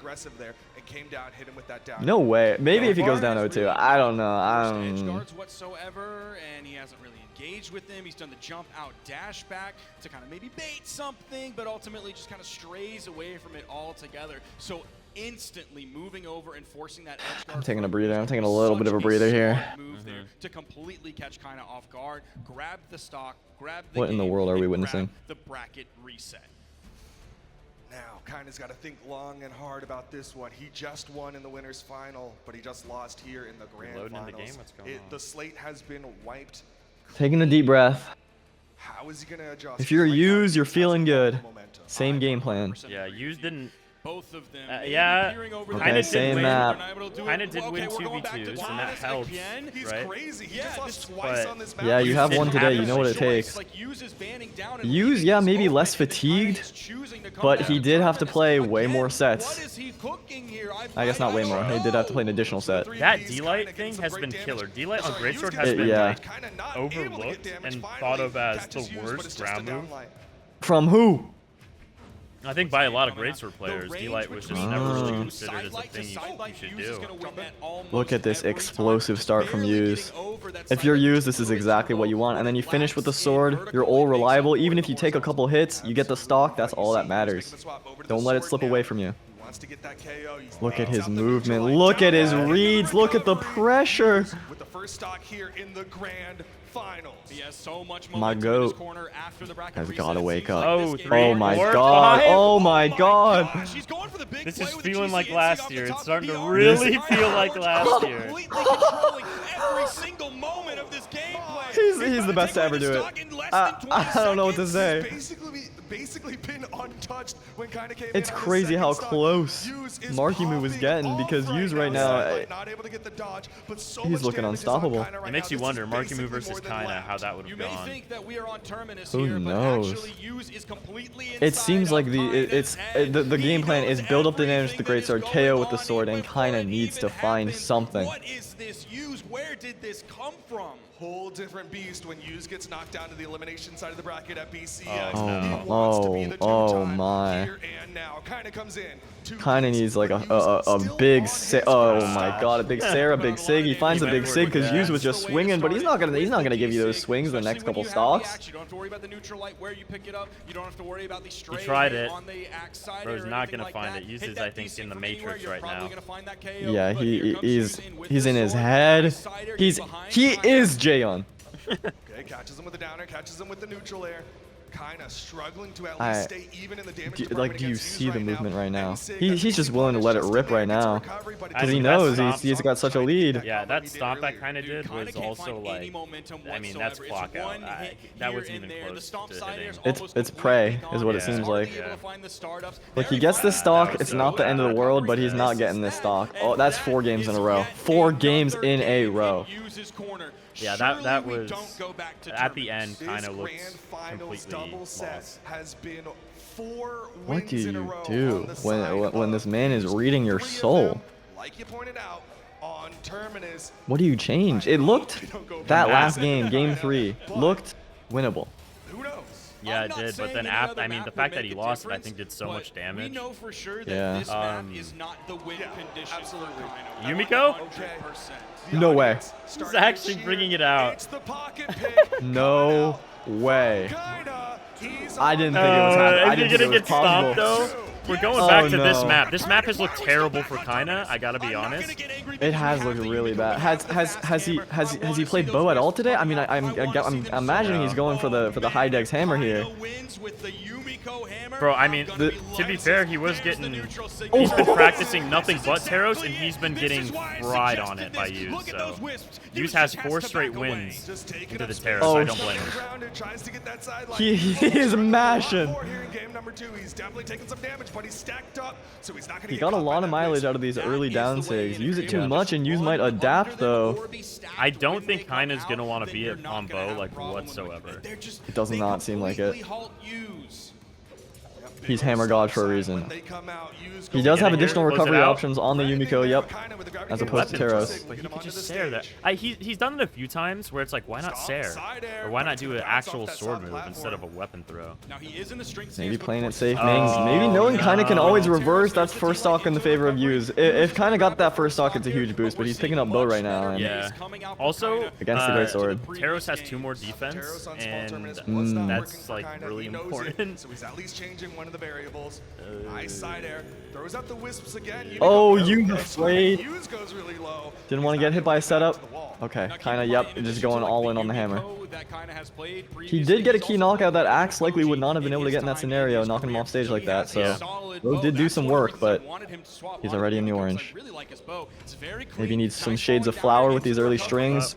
The story with Yumiko, though, because of the low strength, I think, in particular, I should say not low, but literally middle of the road, 5 strength with the stance. Look at the spacing. Look at the spacing. It's so hard to get those kills. 9 strength. You went from 9 to 5 strength. Yeah. You know what though? There is a difference here.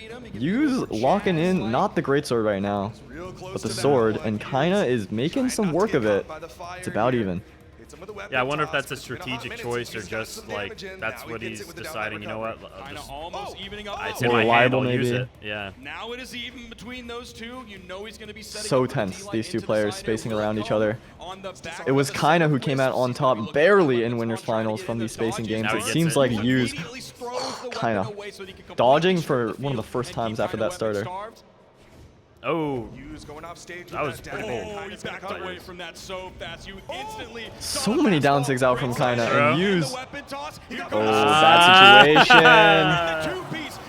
They're both got a little bit desperate, maybe. Yeah, they're both playing uncharacteristically like desperate or aggressive in like certain spots, like those offstage spots. They're just fully sending it. BCX grand finals. Oh no. Oh, big damage. Look at Yuz. He refuses to die. Kind of knows all he needs is one big hit.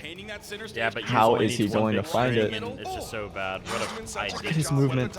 Look at his movement. Oh my god. Yuz is unstoppable. He is unbeatable. 5 games in a row. One more game, and Yuz has done it. I'm worried. Yeah, they're straight back in it. How did we come to this? How did we come to this? We did happen to catch in the camera that they already went into stage banning. While Kaina was on the Yumiko. I think this is the right choice because the Teros staying on Yumiko is crazy. Omega troll. It's just not though. He lost 4 in a row on Teros.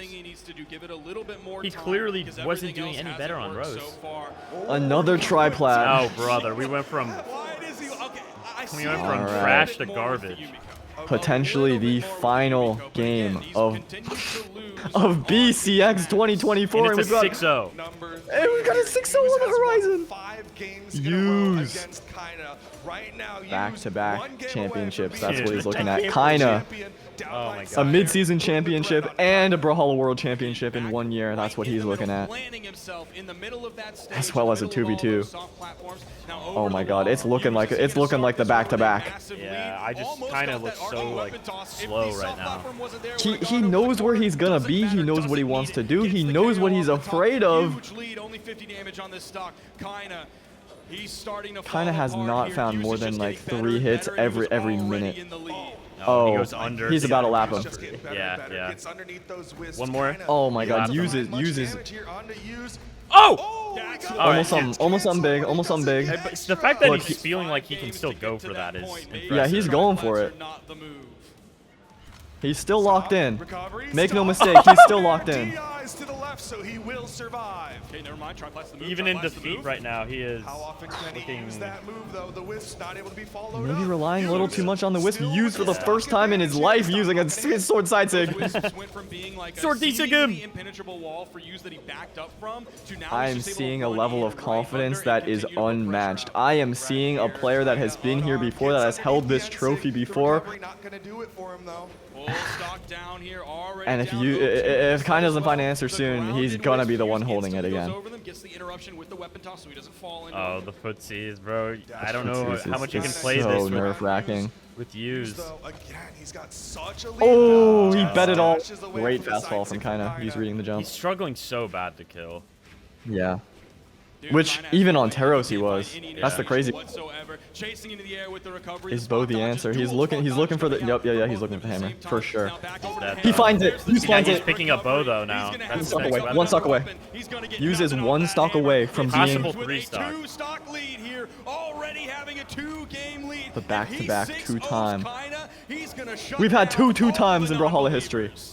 Can hear the audience. Will there be a third? Is 1 stock away. And at the highest level of Brawlhalla we have ever seen, Yuz is the peak. He is the pinnacle. Like, what are we watching? He can't be hit! He still hasn't died, dude. He's not dead. I mean, that is just Yumiko's problem. That's Yumiko's problem, man. You can't find kills. He got, okay, finally. It took 3 minutes for a kill to be found on him. He's throwing his weapon so much. What is he? I'm just confused what he's like aiming for. Just pure sword? And we do we forget how dominant Kaina was this entire weekend? He won 2v2. Yeah. He's in grand finals of 1v1, and this is what's happening. Seen too much hammer side stick or really Yuz, he tastes victory. Oh, he knows to just execute. Look at his face. That is the face of a stone cold killer. He is locked in. Every hit, every single hit brings him 1 closer. If he catches recovery by that 3rd platform, I think it's gonna be death. 1 more hit. I think he's gonna find Uses 1 hit. 1 hit from making history.